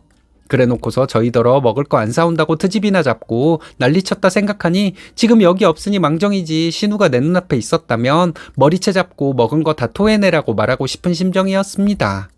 물론 시어머니도 너무 야속했습니다. 남편은 시어머니에게 화를 내며 엄마는 아직도 그 습관을 못 고치셨냐고, 반찬 가게도 손이 커서 실속도 못 차리고 문을 닫은 거 아니냐, 그렇게 문을 닫으셨으면 소비 패턴을 좀 바꾸고 절약하면서 살아야 하지 않냐, 최근에는 그래도 덜 쓰시는 것 같아서 믿고 카드를 드렸는데 이런 결과를 만드시면 어떡하냐, 그리고 누나는 왜 자기 돈은 안 쓰고 엄마가 샀냐 하고 물었더니 이렇게 카드값이 많이 나올 줄 몰랐다는 말만 하는 겁니다.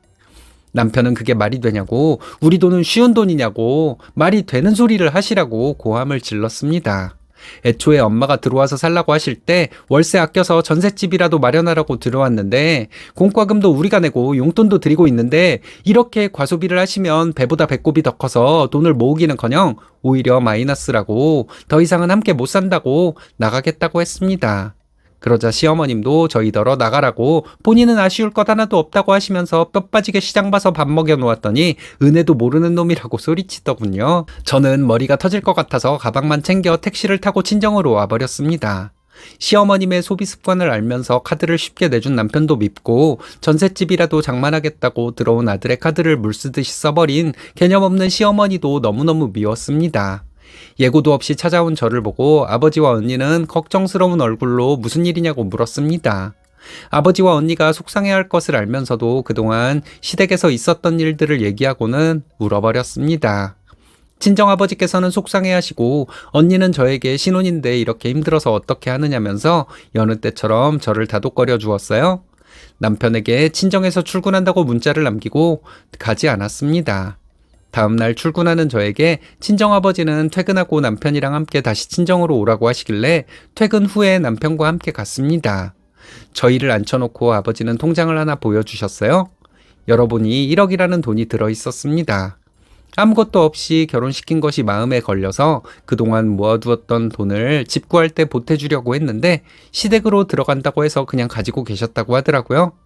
너무 놀라서 아버지와 언니를 번갈아 쳐다보았는데 언니는 괜찮다고 받으라고 했습니다.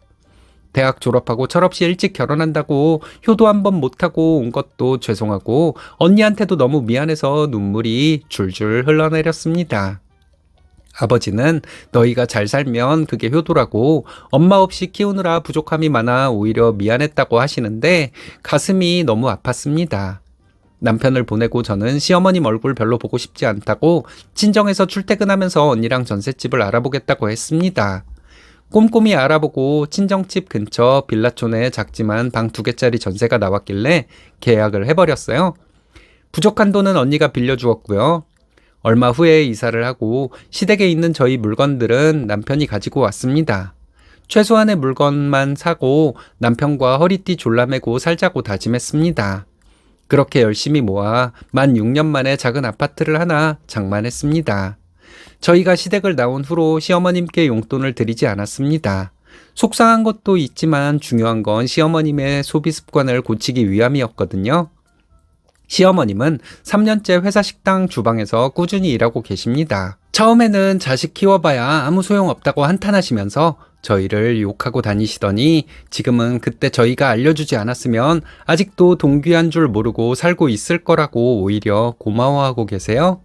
시누이는 지금도 저희와 편한 관계는 아니라 집안 행사 때 간단하게 인사만 하고 지내요.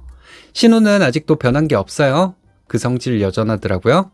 사람은 변하지 않는다는 말이 딱 맞더라고요. 인간 같지 않은 신우와 말 섞을 이유도 없고 할 말도 없습니다. 하나도 아쉬운 게 없네요. 딸을 저런 식으로 키우는 이유가 뭘까요? 신우 같은 여자가 자식을 또 어떻게 키울까요? 분가에서 잘 살고 계시다니 참 다행입니다. 고생 많으셨네요. 시댁과 확실히 성 긋고 사시기 바랍니다.